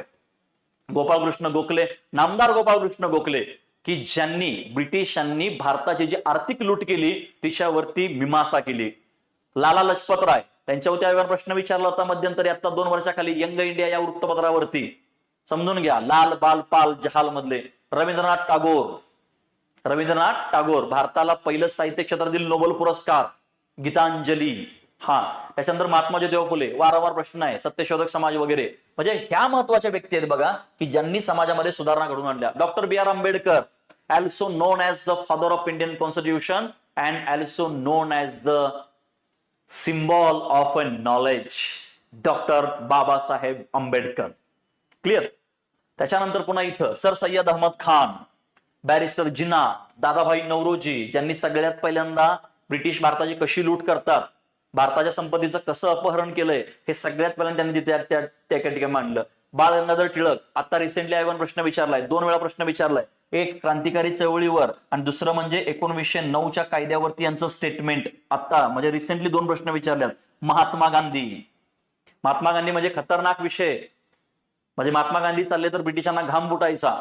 कंधों से मिलते हैं कंधे, कदमों से कदम मिलते हैं, हम चलते हैं जब ऐसे तो दिल दुश्मन के हिलते हैं. एवढ्या पॉवरफुल ह्या व्यक्ती होत्या. ब्रिटिश सरकार भ्यायचं यांना, कळलं का? कारण ह्या व्यक्ती नॉलेजेबल होत्या. या व्यक्तींनी समाजामध्ये जनजागृती निर्माण करून समाजाला जागृत केलं होतं. गुलामाला गुलामगिरीची जाणीव करून द्या, डॉक्टर बाबासाहेब आंबेडकर म्हणतात. गुलामाला गुलामगिरीची जाणीव करून द्या म्हणजे तो बंड करून उठेल. शिका, संघटित व्हा, संघर्ष करा आणि शासन करती जमात बना, असं जर कोणी सांगितलं असेल तर ते म्हणजे डॉक्टर बाबासाहेब आंबेडकर होते. बहुजनांच्या दारी ज्ञानाची ज्ञानगंगा घेऊन जाणारे कोण असतील तर ते म्हणजे कर्मवीर भाऊराव पाटील, ते म्हणजे महात्मा ज्योतिबा फुले. ह्या व्यक्ती त्या ठिकाणी होत्या. सुभाषचंद्र बोस, तुम मुझे खून दो मैं तुम्हें आजादी दूंगा, सिंगापूरला आझाद हिंद सरकार स्थापन केलं. त्याच्यानंतर पुन्हा त्यांनी नेताजी सुभाषचंद्र बोस यांनी आझाद हिंद सेनेचं नेतृत्व केलं. रास बिहारी बोस यांनी त्याची स्थापना केली होती आझाद हिंद सेनेची. भारताच्या बाहेर राहून भारताला स्वातंत्र्य मिळवून देण्यामध्ये महत्वाची भूमिका यांनी निभावली. शहीद आणि स्वराज ही अंदमान निकोबार बेटं जिंकून घेतली होती, ज्यांना अनुक्रमे शहीद आणि स्वराज्य ही नावं त्यांनी दिली होती भारताच्या बाहेरून. ओके. त्याच्यानंतर पुन्हा छत्रपती राजर्षी शाहू महाराज, आत्ता आयोगाने रिसेंटली यांच्यावर 3 प्रश्न विचारले. किती प्रश्न विचारले? 3 प्रश्न विचारले. कळतंय का? म्हणजे ज्यांनी जिथं समतेची बीज पेरली गेली, शाहू फुले आंबेडकर विचारसरणीचा हा महाराष्ट्र आहे. आणि मग या महाराष्ट्रामध्ये समतेची बीज ज्या कोल्हापूर जिल्ह्यामध्ये रुजवली यांनी, 1911ला सत्यशोधक समाज, 1918ला आर्य समाज, स्वतःच्या बहिणीचा विवाह आंतरजातीय करून दिला, स्वतःच्या सुनेला त्यांनी विधवा पुनर्विवाहाचा प्रस्ताव त्यांच्या समोर मांडला. हे महात्मा गांधी रोजगार अभियान योजना वगैरे ही खूप नंतरची गोष्ट आहे. पण दुष्काळ भागामध्ये, दुष्काळी कालखंडामध्ये हाताला काम आणि कामाला दाम ही योजना जणू काही भारतातील पहिली रोजगार हमी योजनाच होती. महिलांना, बालकांना शाळेमध्ये जो कोणी पाठवणार नाही त्याच्या घरच्यांना प्रति महिना 1 रुपया, प्रतिवर्ष 1 रुपया दंड, प्रति महिना 1 रुपया दंड असा त्यांनी ठेवला होता. 1917ला प्रायमरी एज्युकेशन फ्री आणि कंपल्सरी कोल्हापूर संस्थानामध्ये करणारे छत्रपती राजर्षी शाहू महाराज होते. आभाळा एवढा राजा, राजा एवढा आभाळ म्हणजे छत्रपती राजर्षी शाहू महाराज. त्याच्यानंतर म्हणा कर्मवीर भाऊराव पाटील, ज्ञानाची ज्ञानगंगा ज्यांनी दारोदारी पोहोचवली बहुजनांच्या, ते म्हणजे कर्मवीर भाऊराव पाटील. 4 ऑक्टोबर 1919ला रयत शिक्षण संस्थेची स्थापना केली आणि या रयत शिक्षण संस्थेच्या माध्यमातून ज्ञानाची ज्ञानगंगा गोरगरिबांच्या, बहुजनांच्या दारापर्यंत घेऊन जाणारे आणि शिकून मोठं व्हा म्हणून आणि समाजाचा विकास करा म्हणून सांगणारे कर्मवीर भाऊराव पाटील होते. ह्यांचाच अभ्यास आहे, ह्याच्यातूनच आपल्याला समाज निर्माण करायचा आहे. आला मुद्दा लक्षात? त्याच्यानंतर मोहम्मद इक्बाल, सारे जहां से अच्छा हिंदुस्तान हमारा. खान अब्दुल गफ्फार खान, जिसे सरहद गांधी के नाम से भी जाना जाता है, पहिला असा व्यक्ती की ज्या परकीय व्यक्तीला भारतरत्न पुरस्कार मिळाला. अरे बाबांनो, मी तुम्हाला मगापासून सांगतो ना या व्यक्तींच्या बद्दल, मी जास्त नाही सांगत. पण मी तुमचे कमीत कमी 40 PYQ घेतले, कमीत कमी ह्या सगळ्यांच्यावर. मी आता जे सगळे ते सगळे PYQ आहेत. अरे तेच ते आहे बाळांनो, काय आहे तेच ते आहे, कळतंय का? म्हणजे जास्त तुम्ही लोड घ्यायचा नाही. आणि हे आहे, तुम्हाला वाटेल हे ओरिएंटेशन लेक्चर आहे म्हणून याच्यामध्ये असं बोलतोय, अजिबात नाही. मॅरेथॉनचं कुठलंही लेक्चर बघा, नंदकुमार सर हिस्ट्री सर्च करा युट्यूबला, तुम्हाला कळेल. प्रत्येक लेक्चरमध्ये मी असाच जीव तोडलेला आहे. ह्यांच्यावरती आपला प्रभाव आहे, ह्यांचा काय आपल्यावरती प्रभाव आहे. ओके, समजून घ्या यांना फक्त. मग यांनी काय केलं, या सगळ्या समाज सुधारकांनी, ज्यांनी समाज सुधारवण्याचा प्रयत्न केला असे ते समाज सुधारक, कळतंय? असं स्त्री शिक्षण, स्त्री शिक्षणाला महत्व दिलं. मग हे स्त्री शिक्षण वगैरे सगळं कशामध्ये येतं? समाजाचा भाग आहे. म्हणजेच काय, त्या सामाजिक सुधारणा. बालविवाहाला विरोध केला, हुंडा पद्धतीला विरोध केला, विधवा पुनर्विवाहाला चालना दिली. महर्षी धोंडो केशव कर्वे आणि विष्णुशास्त्री पंडित हे दोन समाज सुधारक कसे होते? बोले तैसा चाले त्याची वंदाभी पाऊले. विष्णुशास्त्री पंडितांनी आणि महर्षी धोंडो केशव कर्वेंनी या दोघांनी विद्वांशी विवाह केलेला आहे. म्हणजे आधी केले मग सांगितले, आधी केले मग सांगितले. PYQ आहे. विधवा पुनर्विवाह त्यांनी समाजामध्ये रीत घालून दिली. सतीप्रथा बंद केली, सांगितलं तुम्हाला. शास्त्राच्या संमतीने केलेला खून म्हणजे सतीप्रथा होय. विशेष महिला सक्षमीकरण, हे महिला सक्षमीकरणच आहे. काय आहे हे? महिला सक्षमीकरणच आहे बघा. असं. हा, जाऊया पुढं.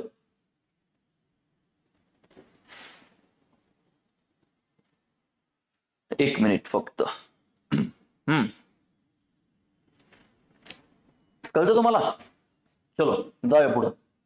वर्तमानपत्र केसरी 1881, केसरी नावाचं वृत्तपत्र, राष्ट्रीय चळवळीतील वृत्तपत्र आहे. कॉमनवेल्थ, या कॉमनवेल्थ मधूनच डॉक्टर अॅनी बेझंट यांनी भारतीय लोकांना जागृत केलं. म्हणजे भारताला स्वातंत्र्य मिळवून देण्यामध्ये फक्त भारतीय लोकांची भूमिका नाहीये, तर भारताच्या बाहेरच्या लोकांची पण भूमिका महत्वाची आहे. त्यांनी 1-2 लेख लिहिले होते. वेकअप इंडिया, हुट हुट पोलाद की औलाद. वेकअप इंडिया, वेकअप इंडिया, आणि ह्या सगळ्यांच्या विरोधामध्ये लढा. आणि दुसरं दिलं होतं इंडिया शाल बी दॅट, म्हणजे भारत ते करू शकतो. आणि भारताला वसाहतीचं आणि संपूर्ण स्वराज्य मिळवून देण्यामध्ये डॉक्टर अॅनी बेझंट यांनी महत्वाचे आहे. द स्टेटमेंट, ठीक आहे. दर्पण हे मराठीतील पहिलं वृत्तपत्र आहे. हे जेम्स ऑगस्ट खिकी 1780चं वृत्तपत्र आहे. हे 29 जानेवारी 1780 भारतातील पहिलं वृत्तपत्र कोणाचं आहे? Bengal gadget. कोणाचं आहे? तर ते म्हणजे जेम्स ऑगस्ट खिकीचं आहे. जेम्स ऑगस्ट खिकी, ज्याला भारतीय वृत्तपत्राचा मुक्तिदाता, ज्याला भारतीय वृत्तपत्राचा जनक म्हणतात. दुसऱ्या बाजूला आहे आचार्य बाळशास्त्री जांभेकर, ज्यांनी 1832 मध्ये दर्पण नावाचं वृत्तपत्र काढलं होतं. 6 जानेवारी 1832ला, 6 जानेवारी हा दिवस आपण पत्रकार दिवस म्हणून साजरा केला जातो. काय आहे? पत्रकार दिवस म्हणून साजरा केला जातो. त्याच्यानंतर पुन्हा हे जे आहे दर्पण, मराठी वृत्तपत्राचे जनक आचार्य बाळशास्त्री जांभेकर, भारतीय वृत्तपत्राचे जनक जेम्स ऑगस्ट खिकी. दोन्ही प्रश्न आहेत. त्याच्यानंतर पुन्हा इथं जागृती नावाचं वृत्तपत्र आहे. कोणाचं आहे जागृती नावाचं वृत्तपत्र? तर ते म्हणजे वालचंद कोठारी. आणि आता आयोगाने ब्राह्मणेतर चळवळीतील वृत्तपत्रावरती याच्यावरती आयोगाने प्रश्न विचारला होता. वालचंद कोठारींचं पुस्तक आहे Jagruti. Mooknayak doctor Babasaheb Ambedkar, Bahishkrut Bharat doctor Babasaheb Ambedkar, the London magazine Rashtragoptar Dadabhai Naoroji, Commonwealth doctor Annie Besant. Match the पेअरला. आता मला सांगा, जर ह्याच्यातलं सगळ्यातलं जर एक जर आलं तरी तुमची हितच जोडी लागेल. काय होईल? तुमची इथंच जोडी लागेल बघा. ओके, महत्वाचं आहे, हेच महत्वाचं आहे इथं. क्लिअर? चलो, हे अशा प्रकारे आपण सगळं शिकणार आहे बरं का. मग काही वृत्तपत्र मिशनरींचे आहेत. मिशनरींचे म्हणजे कोण? भारतामध्ये जशा मिशनरी आल्या, मिशनरी म्हणजे ह्या युरोपियन मिशनरी नाही का, ज्याला आपण चॅरिटेबल ट्रस्ट म्हणतो, यांनी ख्रिश्चन धर्माचा प्रचार आणि प्रसार केला. मग महाराष्ट्रात किती आल्या, मग भारतामध्ये किती आल्या, त्याचा काय परिणाम झाला? जे वृत्तपत्र नेहमी ख्रिश्चन धर्माचा प्रचार आणि प्रसार करत होते ते म्हणजे मिशनऱ्यांची वृत्तपत्र. जी वृत्तपत्र नेहमी क्रांतीची भाषा करत होते ते म्हणजे क्रांतिकारक वृत्तपत्र. म्हणजे प्रकार पडतात ना आपले कसे घरात, म्हणजे समाजामध्ये काही लोक असतात बघा, एकदम काही सायलेंट असतात, काही एकदम म्हणजे व्यक्ती बदलला की विचार बदलतात बघा, व्यक्ती बदलला की विचार बदलतात. तसे विचारधारेवर आधारित असणारे ही वृत्तपत्र, यांचे काय पडले? ते प्रकार पडले. राष्ट्रीय चळवळ तिथली वृत्तपत्र आहेत. देन पुन्हा ब्राह्मणेतर चळवळीतील वृत्तपत्र आहेत. आत्ताच बघितलं आपण जागृती, वालचंद कोठारी हे आहे.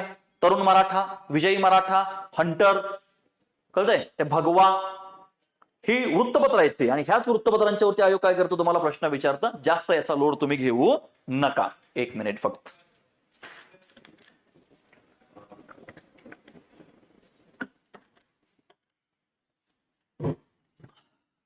चलो, या वृत्तपत्रांचे प्रकार, याच्यावरती आयोग तुम्हाला प्रश्न विचारतं म्हणजे विचारतच.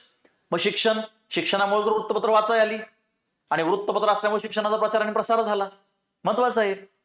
मग हे कसं होतं, मग याच्यामध्ये पुढचा अहवाल, हंटर आयोग, मग याच्यावरती आयोग तुम्हाला मॅच द पेअरला किंवा याच्या सिक्वेन्सवरती आयोग तुम्हाला काय करत असतं, प्रश्न विचारत असतं. इथं कळतंय का, महत्वाचं आहे बघा बाबांनो. हे काय तर हे महत्वाचं आहे, खूप सरळ साधं सोपं आहे, तुम्ही हेक्टिक करून घेऊ नका. मग शिक्षणामध्ये 1854चा वूडचा खलिता, किती वेळा प्रश्न विचारलाय, ज्याला the Magna carta of Indian education system असं म्हणलं गेलं. याच वूडच्या अहवालाची चौकशी करण्यासाठी 1882 आपण काय केलं, हंटर कमिशन नेमलं. भारतीय विद्यापीठ कायदा 1904 आला. सॅडलर विद्यापीठ आयोग 1917 आलं. हार्टोक समिती, मूळ शिक्षणाची वर्धा शिक्षण योजना 1937 झाले की हो. हे बघा, जरी प्रश्न विचारला ना, पुढचा अहवाल म्हणजे आयोगाने प्रश्न विचारल्यात, एका बाजूला हे शैक्षणिक आयोग आणि दुसऱ्या बाजूला त्याचं स्थापना वर्ष, मॅच द पेयर, विषय संपला. लावा जोड्या, आणि इथली जर जोडी बरोबर आली तरच सगळ्या पुढच्या ज्या लागलेल्या जोड्या त्या बरोबर येतील. अदरवाईज काय आहे, इथं जोड्या लागणार नाहीत. हा, ठीक आहे. चलो, सार्जंट योजना, राधाकृष्णन आयोग, कोठारे आयोग, ठीक आहे. त्याच्यानंतर पुन्हा हे शिक्षण विषयक राष्ट्रीय धोरण, नवीन शैक्षणिक धोरण, या बाबी काय करणार आहे आपण याच्यामध्ये बघणार. म्हणजे इतिहास विषयामध्ये हे एवढं सगळं येतं. आता बघा, हा कधीचा आहे, हा 1948चा राधाकृष्णन आयोग आहे. याचं वैशिष्ट्य काय की स्वतंत्रोत्तर भारताचा पहिला शैक्षणिक आयोग. त्याच्यानंतर 1964चा कोठारी आयोग आहे.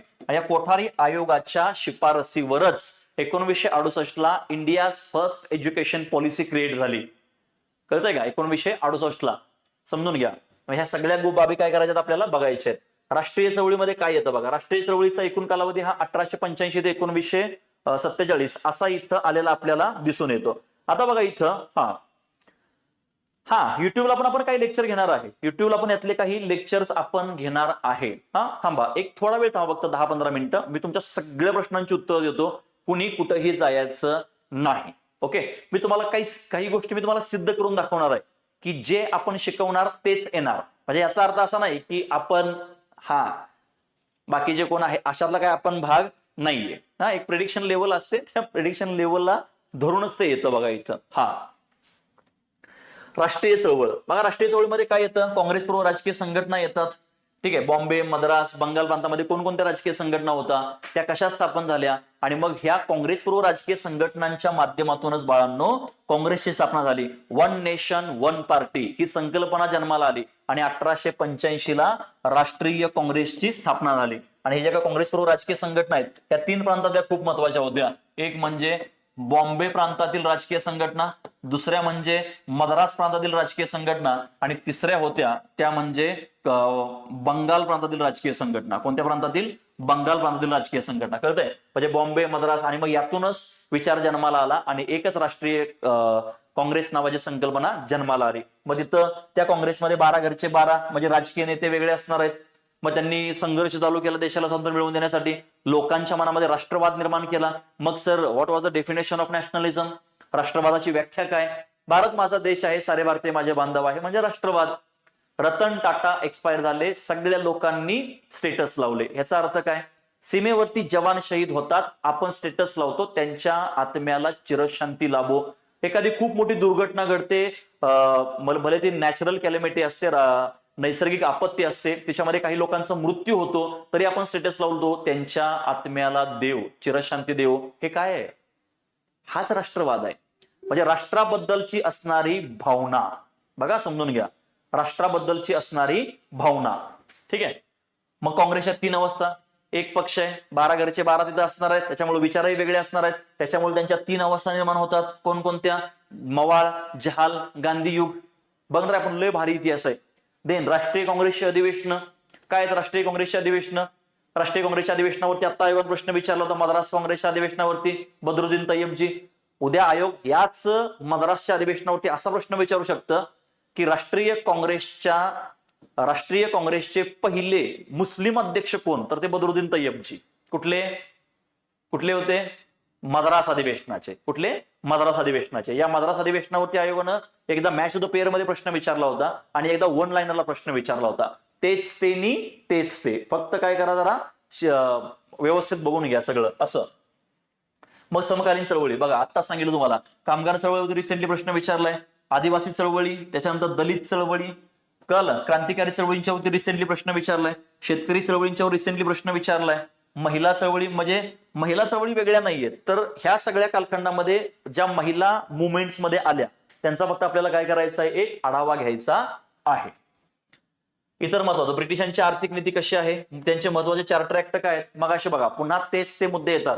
पाठीमागच्या वर्षी आयोगानं काय केलं होतं, 1909च्या कायद्यावर प्रश्न विचारला होता, आता 1919च्या कायद्यावर प्रश्न विचारलेला आहे. त्याच्यानंतर पुन्हा जमीन सुधारणा म्हणजे महसूल धोरणावरती आयोगानं प्रश्न विचारलेले आहेत. व्हाईसरॉय, गव्हर्नर जनरल, गव्हर्नर, ह्या गोष्टी ज्या आहेत याला काय करणार आहे, आपण टच करणार आहे किंवा हे आपण याच्यामध्ये बघणार आहे. आता ट्रिपल सी फॉर्म्युला काय बघा, या सगळ्यामध्ये महत्वाचं ट्रिपल सी फॉर्म्युला काय, याच्यामध्ये एक, तुमच्या कॉन्सेप्ट क्लिअर पाहिजेत.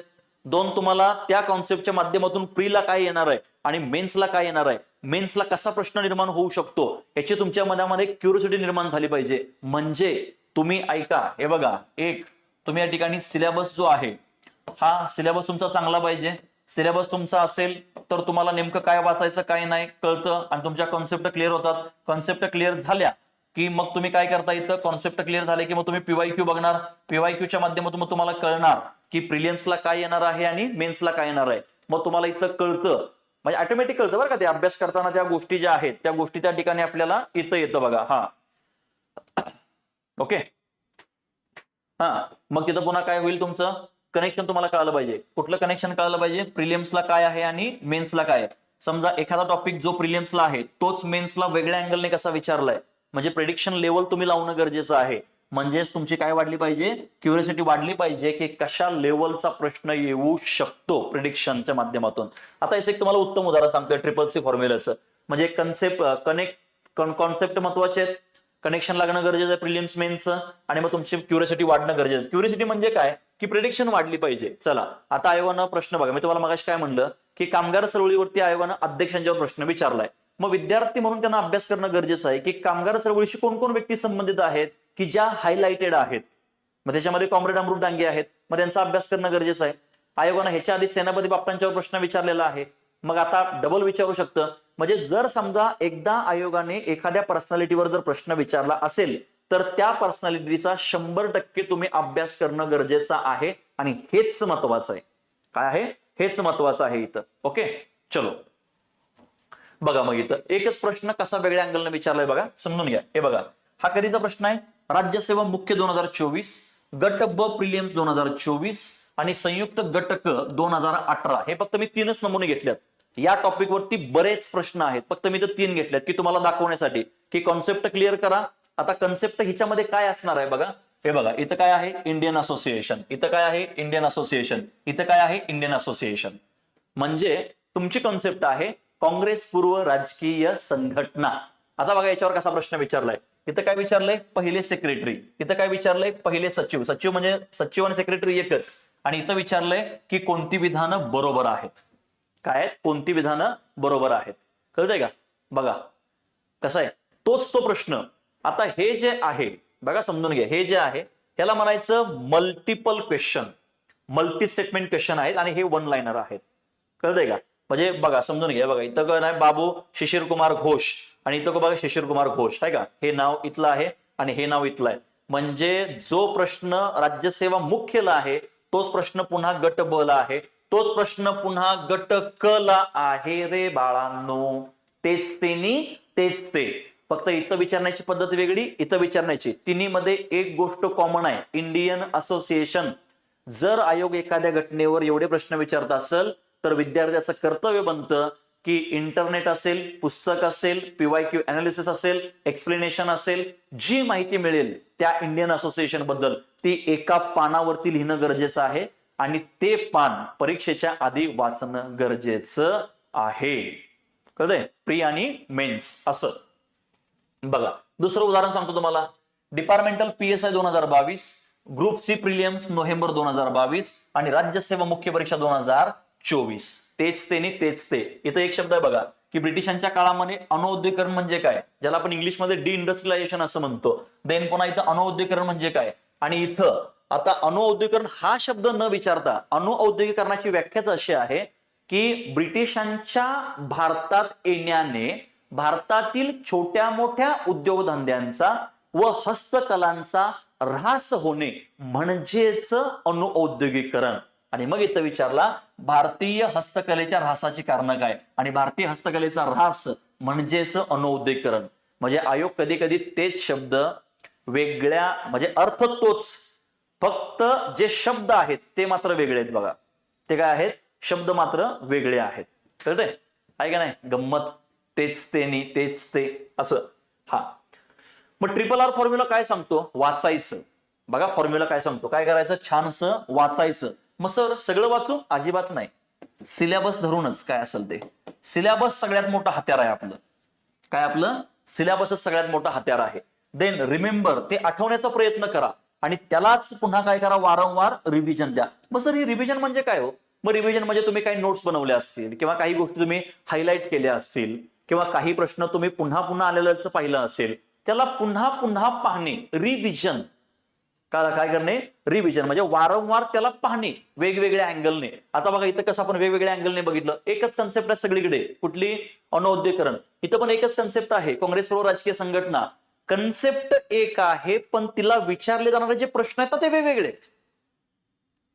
ते काय आहेत, वेगवेगळे आहेत. याला फक्त आपण काय आहे समजून घेऊया, बास लय डोकं लावायचं नाही. रीड, रिमेंबर आणि रिव्हिजन, ट्रिपल आर फॉर्म्युला, हे तुम्हाला मी मगाशीच सांगितलं. बघा हे काय केलं मी तुम्हाला इथं मगाशीच सांगितलेलं आहे की हे कसं आहे, गट ब 2024. आता समजून घ्या बरं, उदाहरण सांगतो तुम्हाला, ऐका, लय भारी उदाहरण आहे. आता हे गट क मध्ये गेलं ना, जाऊ दे. हे बघा टॉपिक किती आहेत, 1 2 3 4. टॉपिक किती आहेत, 4. बघा समजून घ्या, टॉपिक किती आहेत, 4. ओके चला, टोटल प्रश्न किती असतात आपल्याला, टोटल प्रश्न आपल्याला असतात 10 प्रश्न होते. ठीक आहे, टॉपिक किती आहेत, 4. आता या 4 टॉपिकवर किती प्रश्न आले बघा, 4 टॉपिकवर 3 आणि 1 4, 4 आणि 2 6 आणि 1 7. बघा लक्षात घ्या, जे क्वेश्चन आले हे क्वेश्चन किती होते, 7 क्वेश्चन होते. 80-20 फॉर्म्युला काय सांगतो की तुम्ही असे 80% टॉपिक निवडा, सॉरी 20% टॉपिक तुम्ही असे निवडा जे तुम्हाला 80% मार्क मिळवून देतील. म्हणजे याचाच अर्थ असा की अशा टॉपिकना जास्त फोकस करा की ज्यांच्यावरती आयोगाने वारंवार प्रश्न विचारलेले आहेत. आयोगाने काय केले आहेत, वारंवार प्रश्न विचारलेले आहेत. ठीक आहे, याला म्हणायचं 80-20 फॉर्म्युला. 20% टॉपिक निवडा. आता बघा ना इथं, हे बघा हे टॉपिक किती आहेत, टॉपिक 4, क्वेश्चन 7. म्हणजे अख्ख्या पुस्तकावर प्रश्न विचारलेत का, नाही. बर, हे कायमस्वरूपी लागलच असं नाही, आयोग कधीही ह्याच्यामध्ये चेंजेस करू शकतं. इथं बघा पुन्हा, इथं पण पुन्हा तेच कंडिशन आहे, टोटल 10 प्रश्न, 4 टॉपिक आणि हिच्यामध्ये 6 प्रश्न. तेच ते टॉपिक आहेत. म्हणजे याला म्हणायचं 80-20 फॉर्म्युला. काय म्हणायचं याला, 80-20 फॉर्म्युला असं म्हणतात. हा, हे मी मगाशी सगळं तुम्हाला काय केलं सांगितलं. बघा गट ब 25 आणि गट क 25 ला पण तेच टॉपिक आहेत. देन मग पुन्हा इथं बघितलं आपण, कंपॅरिझन केलं, गट ब 2025, गट क 2025 आणि गट ब 2026. तेच ते नी तेच ते. ओके, आता सगळ्यात महत्त्वाचं, जर आपण पाठीमागच्या वर्षी आयोगाचं विश्लेषण केलं तर 2023 ते 2026, सॉरी 2013 ते 2026 पर्यंत बघा काय काय आहे. सामाजिक आर्थिक जागृती 42 प्रश्न, हा सिलेबस आहे मेन्स. महत्वाच्या व्यक्ती किंवा समाजसुधारक 52 प्रश्न, वर्तमानपत्र आणि शिक्षण 38 प्रश्न, राष्ट्रीय चळवळ 86 प्रश्न, सामाजिक सुधारणा चळवळी 41 प्रश्न. मग सर आम्ही डायरेक्ट राष्ट्रीय चळवळ बघू का, बघा, पण लिंक लागणार नाही. म्हणून इतिहासामध्ये क्रोनॉलॉजी महत्वाची. काय महत्वाची, क्रोनॉलॉजी महत्वाची. कळतंय. त्याच्यानंतर बघा 2 नंबर तुम्ही कोणाला देणार, तर तो म्हणजे यांना, महत्वाच्या व्यक्ती मगाशी आपण बघितलं. 3 नंबर जे देणार ते तुम्ही कोणाला देणार, तर ते म्हणजे सामाजिक आणि आर्थिक जागृती, ते समाज वगैरे जे आहेत ते. आणि मग 4 नंबरला कोण येईल, तर ते म्हणजे सामाजिक धार्मिक सुधारणा चळवळी. आणि मग 5 नंबरला कोण येईल, तर ते म्हणजे वर्तमानपत्र आणि शिक्षण. याला म्हणायचं हाय स्कोरिंग, मीडियम स्कोरिंग. हो हो हो, इंग्लिशमध्ये देता येतं ना, कारण प्रश्न आपले काय असतात, बाय लँग्वेज असतात. बरोबर आहे, ड्युएल लँग्वेज मध्ये असतात की मराठी आणि इंग्लिश दोन्ही मध्ये.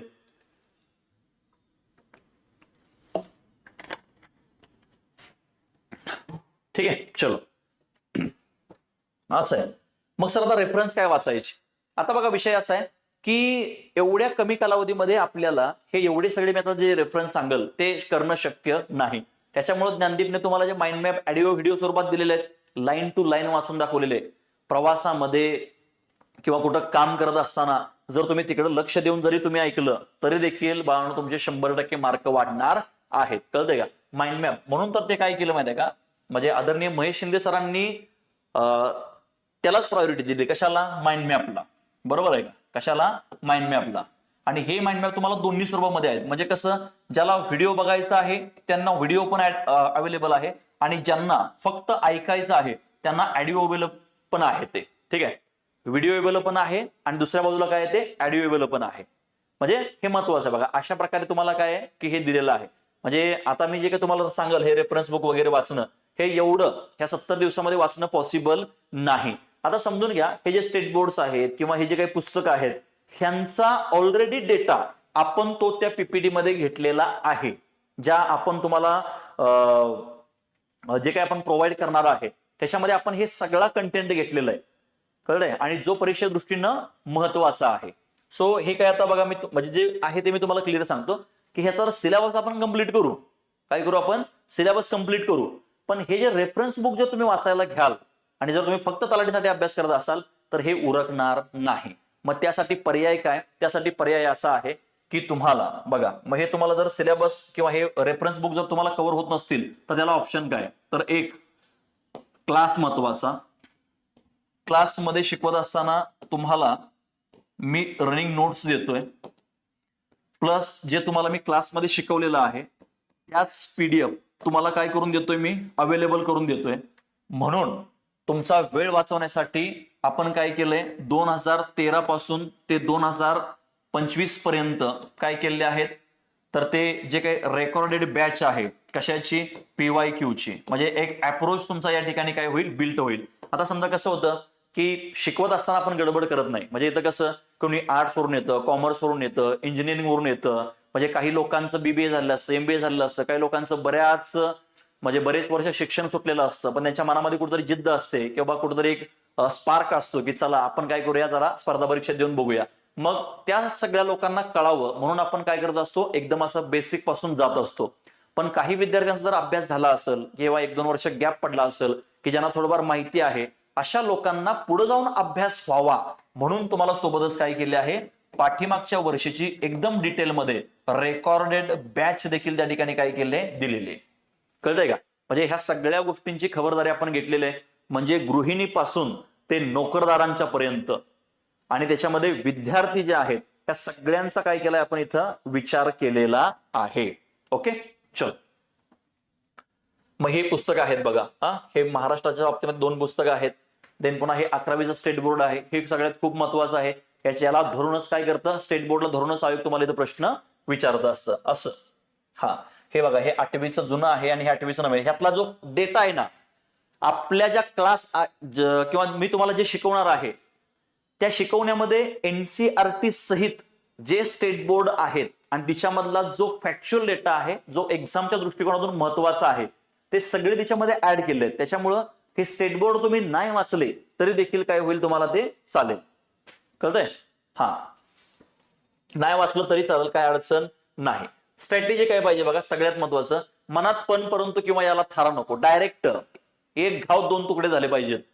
कळतंय का? इतिहास झाला पाहिजे, कमी वयात झाला, पहिल्या अटेम्प्ट मध्ये झाला, दुसऱ्या अटेम्प्ट मध्ये झाला, नोकरी सांभाळत तो तलाठी झाला. कळलं का? प्रतिकूल परिस्थितीवरती मात करत शेतकऱ्याच्या मुलाची किंवा शेतकरीच्या मुलीची यशाला गवसणी, अशा बातम्या फिरल्या पाहिजेत. पायी फुपाटा रुतल काटा, गुलाल उधळला पाहिजे. म्हणून ते जर सगळं करायचं असेल तर इथं मनात पण परंतु किंवा स्वतःवरती शंका घ्यायची नाही. आला मुद्दा लक्षात? काय करायचं नाही, स्वतःवरती शंका घ्यायची नाही. कळतंय? महत्वाचं आहे बघा इथं. त्याच्यानंतर अभ्यासातील सातत्य ठेवायचं आणि काय करायचं, वास्तविकता ठेवायची. वास्तविकता माहिती पाहिजे आपल्याला काय आहे. वेळेचं नियोजन करा, त्याची चांगली वारंवार रिव्हिजन करा, पाठांतर करा, MCQ PYQ चांगलं बघा, ताणतणावाचं नियोजन करा. हे जर सगळं तुम्ही कराल तर तुमचं स्ट्रेस अजिबात तुम्हाला येणार नाही. त्याच्यामुळं विदाउट स्ट्रेस जे आहे ते तुम्ही अभ्यास करणं काय गरजेचं आहे असं. देन काय करायला पाहिजे, टू डू. बघा पुन्हा तोच मुद्दा आहे हे बघा, अभ्यासक्रम समजून घ्या. सगळ्यात पहिली पायरी काय आहे? अभ्यासक्रम समजून घ्या. सिलेबस जो आता मी तुम्हाला एक्सप्लेन केला. कोणत्या टॉपिकवरती आयोगाने वारंवार प्रश्न विचारलेले आहेत? म्हणजेच 80-20 फॉर्म्युला. कुठला फॉर्म्युला? 80-20 फॉर्म्युला. 20% टॉपिक असे निवडा जे 80% मार्क देतील. पाठीमागच्या वर्षी प्रश्नपत्रिकांचा अभ्यास करा, म्हणजे PYQ बघा. कुठले घटक तोंडपाठ करायला लागतील, कारण त्याच्यावर जर वारंवार प्रश्न येत असेल तर ते मला बघावं लागेल. आता ऐका, म्हणजे ज्या घटकांच्यावर आयोग वारंवार प्रश्न विचारतं ते तेवढंच करायचं आहे अशातला भाग नाही बरं का. कारण आयोग कधी कधी सगळंच काय करू शकतं? टांगा पलटी घोडं फरार करू शकतं. त्याच्यामुळे आपण काय करायचं? सगळंच बघायचं आहे, पण अशा घटकांना जास्त फोकस करून ज्याच्यावरती आयोग तुम्हाला काय करतं? वारंवार प्रश्न विचारतं. बेसिक साठी काही लोड घेऊ नका. बेसिक पण याच्यामध्ये ह्या सगळ्या नोट्स मध्ये आपण काय केलंय? कव्हर केलेलं बेसिक पण. देन नेमकं काय तोंडपाठ करायचं आहे हे पण आपण बघणार आहे. देन अभ्यासक्रमाचं सूक्ष्म वाचन, म्हणजे पुन्हा सिलेबस. उजळणीचं वेळापत्रक तयार करा. मग 8 दिवसाला उजळणी द्या, किंवा सकाळ दिवसभर जो अभ्यास केलाय तो रात्री झोपताना 1 तास अगोदर तसं रिव्हिजन करा. किंवा दुसऱ्या दिवशी, समजा उद्या तुम्ही अभ्यासाला बसणार आहे, तर उद्या अभ्यासाला बसत असताना काल काय अभ्यास केला ह्याचा 1 तासभर तुम्ही रिव्हिजन करा. कारण फक्त रिव्हिजन करायचं, लाईन टू लाईन वाचायची नाही. ओके, असं केलेल्या नियोजनाची सातत्यानं अंमलबजावणी झाली पाहिजे. मॉक टेस्ट, चालू घडामोडी, कळतंय? आता समजून घ्या तुम्ही. बघा, आज शुक्रवार आहे. बघा, समजून घ्या काय आहे? आज शुक्रवार आहे. समजा उद्या शनिवार आहे. आहेच बरोबर. आज शुक्रवार आणि उद्या शनिवार. म्हणजे आज दिवसभरामध्ये समजा तुम्ही काय वाचलं? 1857चा उठाव वाचला. मी माझ्या विषयात सांगतो. दुसरं म्हणजे तुम्ही काय वाचलं? की काँग्रेस पूर्व राजकीय संघटना वाचल्या. तुम्ही काय केल्या? काँग्रेस पूर्व राजकीय संघटना वाचल्या. क्लिअर आहे? आता हे सगळं आज तुम्ही काय केलं? हे 2 टॉपिक तुम्ही इतिहासाला वाचले, कारण तुमच्याकडे एवढाच वेळ होता. नंतर तुम्ही मॅथ्स कडे गेला, रिझनिंग कडे गेला, जनरल सायन्स कडे गेला, PYQ कडे गेला. मग आता करायचं काय? हे जे तुम्ही शुक्रवारी केलंय ना, हेच तुम्ही काय करायचं? शनिवारी तुमचा 1 तास असेल किंवा हा जो 1.5 तास असेल, त्याला फक्त रिवाइज करायचं. रिवाइज म्हणजे काय? मग तुम्ही बघणं गरजेचं आहे. 1857चा उठाव, मग त्यातल्या महत्वाच्या व्यक्ती, महत्वाच्या तारखा, मग त्याच्यावरती कोणाचे काही विचार आहेत का? मग कोणी कुठं उठाव केला? तो उठाव कोणत्या ब्रिटिश अधिकाऱ्यांनी मोडून काढला? तो उठाव कोणत्या नेतृत्वाने केला? त्यांचे सहकारी कोण कोण होते? त्याचा परिणाम काय झाला? एवढंच बघायचंय. इथं तुम्ही डिटेलमध्ये वाचलं या, याला फक्त इथं काय करायचं आहे? रिवाइज करायचं आहे. आणि कसं काय हे वेळोवेळी काय करणार आहे?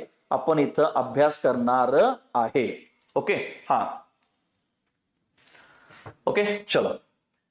काय करायचं नाही बघा, त्याच्याबरोबर उलटची परिस्थिती आहे. एखाद्या विनाकारण तज्ञ व्हायचं नाही. कळालं का? 100 प्रश्न आहेत. किती? 100. एक नाही सुटला तर एक सुटलेला नाही याचा लोड घ्यायचा नाही, पुढे सरकत जायचं. कारण आपल्याला प्रिलिम पास व्हायचं आहे. कळालं का? 60 मार्क प्रिलिम्सला आरामात घ्यायची. कशी घ्यायची, काय घ्यायची हे माझ्या विषयाचं मी सांगतोच. पण प्रत्येक फॅकल्टी तुम्हाला इथं जसा मी जीव तोडलाय तसा प्रत्येक फॅकल्टी जीव तोडलच. पापड पसारा परीक्षेला न येणारा भाग सोडून द्या. आता हे तुम्हाला कधी कळणार आहे? जर तुम्हाला सिलेबस माहिती असेल तर ते तुम्हाला कळणार आहे की काय करायचंय आणि काय नाही करायचंय. आपण आहे, टेन्शन घ्यायचं नाही. जब तक हम है हमारी उम्मीदें कायम है, और जब तक हमारी उम्मीदें कायम है हम है. असं विनाकारण जास्त विचार करायचा नाही, ओव्हरथिंक करायचं नाही.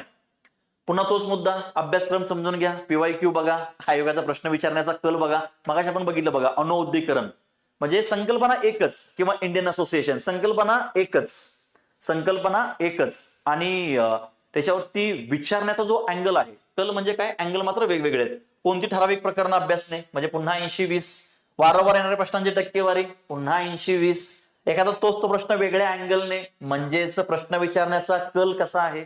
बस तेच ते, वेगळं काहीही नाही. फक्त आपण काय करतो, अभ्यास करताना लय विचार करतो. तो लय विचार करायचा नाही. हे सगळ्यात भारी आहे बघा. आता बघा, इथे एक तुम्हाला सुगरण दिसते, चिमणी. हे जे घरट दिसते तुम्हाला, या घरट्याचा कचरा जवळपास हा सेम आहे. म्हणजेच आपला सिलेबस जो आहे किंवा आपलं जे पुस्तक आहे, सिलेबस म्हणण्यापेक्षा जो पुस्तक आहे त्या पुस्तकामध्ये तेवढाच कंटेंटचा अभ्यास करा जेवढा आपला सिलेबस आहे.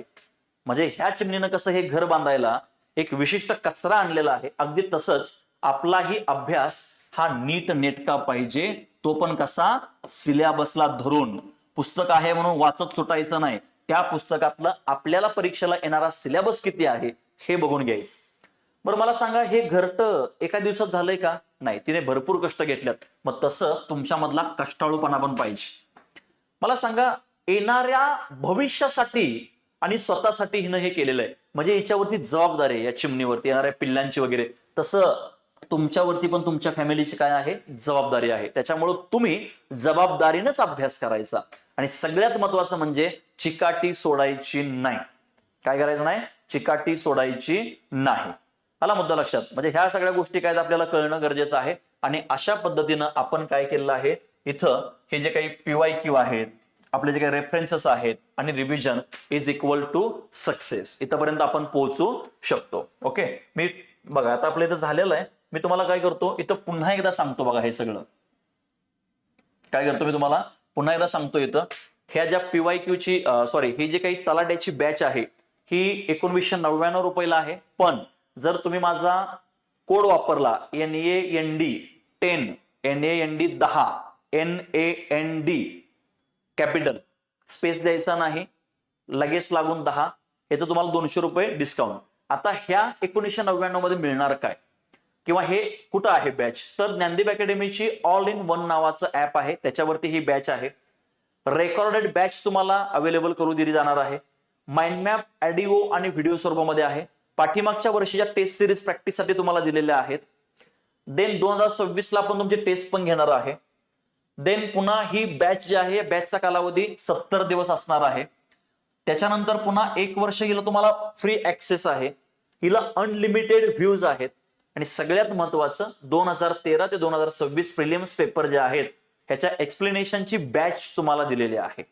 आणि 1900 पेजेसची जी काही PDF आहे ती देखील तुम्हाला तिथं फ्रीमध्ये दिलेली आहे. आणि जर काही अडचण आली तर तुम्ही हे हेल्पलाईन नंबर आहेत ऑफिसचा 98 34 46 87 10 72 19 43 56 06, हे ऑफिसचे नंबर आहेत. आणि हा माझा पर्सनल नंबर आहे 93 22 59 07 53. क्लिअर आहे? काहीही अडचण आली तर तुम्ही ह्या नंबरला काय करा, कॉन्टॅक्ट करा. आता जर तुमचे काही प्रश्न असतील तर ते मला विचारा, आपण ते काय करूया, चर्चेला घेऊया. ओके, हा हो हो, हिस्ट्री आणि बाकीचे पण विषय आहेत इथे. Yes, thank you so much. हो हो, त्या बॅच मध्ये कव्हर होऊन जाईल, काय अडचण नाही. हा नाही, काहीच डिफरन्स नाहीये, कंबाईनच्या निशामध्ये सेमच आहे. हा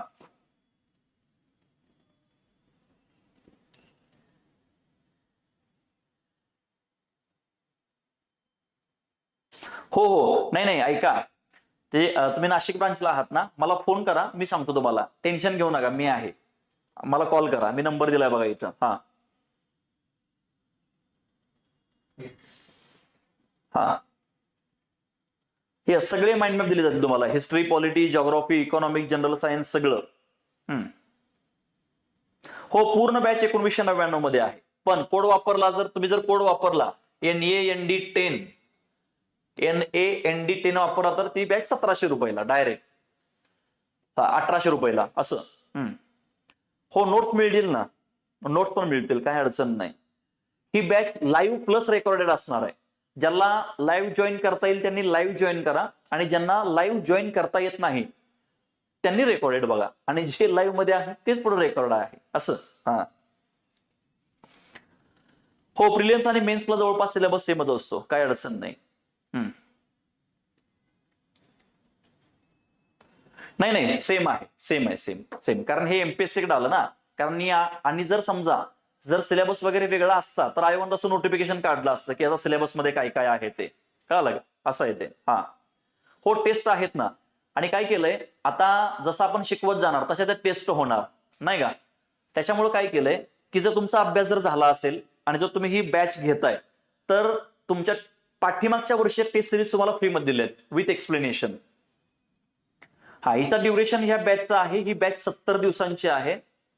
बॅच 70 दिवसाची आहे, पण 70 दिवस झाल्यानंतर पण तिथून पुढे 1 वर्ष, म्हणजे आज ऍडमिशन घेतल्यापासून 1 वर्ष, 70 दिवस धरून 1 वर्ष ऍक्सेस आहे. आणि अनलिमिटेड व्ह्यूज आहेत असं.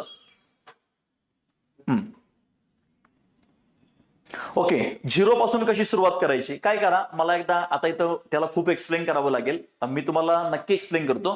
माझा जो काही कॉन्टॅक्ट नंबर मी इथं शेअर केलेला आहे त्याच्यावर तुम्हाला कॉन्टॅक्ट करा, मी त्याच्याशी तुम्हाला बोलतो वेळ देऊन. हा ओके, हा हो, सर्व लेक्चर होणार याच्यामध्ये, सर्व लेक्चर याच्यामध्ये होणार. हो, मराठी इंग्लिश पण याच्यामध्ये होणार. तुम्हाला जी पाठीमागची बॅच दिली ना रेकॉर्डेड, त्याच्यामध्ये मराठी इंग्लिश सुद्धा आहेत, काही काळजी करू नका. कृषी सेवेला पण फायदा होणार, 100% होणार. नाही, जोपर्यंत ऍपचा कालावधी तुमच्याकडे आहे तोपर्यंत सगळ्या नोट्स तिथं राहतील, काही अडचण येणार नाही. हा इंग्लिश आणि मराठी दोन्ही मीडियम मध्ये आहे. जे प्रश्न असतात आयोगाचे ते दोन्ही मीडियम मध्ये असतात, मराठी आणि इंग्लिश. ओके, ठीक आहे. अजून काही अडचणी असतील तर ते तुम्हाला काय करा, आपलं जे काही मी मला कॉन्टॅक्ट नंबर शेअर केलेला आहे किंवा या ठिकाणी जे ऑफिसचे नंबर आहेत, हेल्पलाईन्स नाही का, यांच्यावरती तुम्ही काय करा, कॉन्टॅक्ट करा. एवढा वेळ तुम्ही या ठिकाणी थांबलात त्याच्याबद्दल मी तुमच्या सगळ्यांचा धन्यवाद आहे. भेटूया आपण नेक्स्ट लेक्चरला. थांबूया तोपर्यंत. नमस्कार, जय हिंद.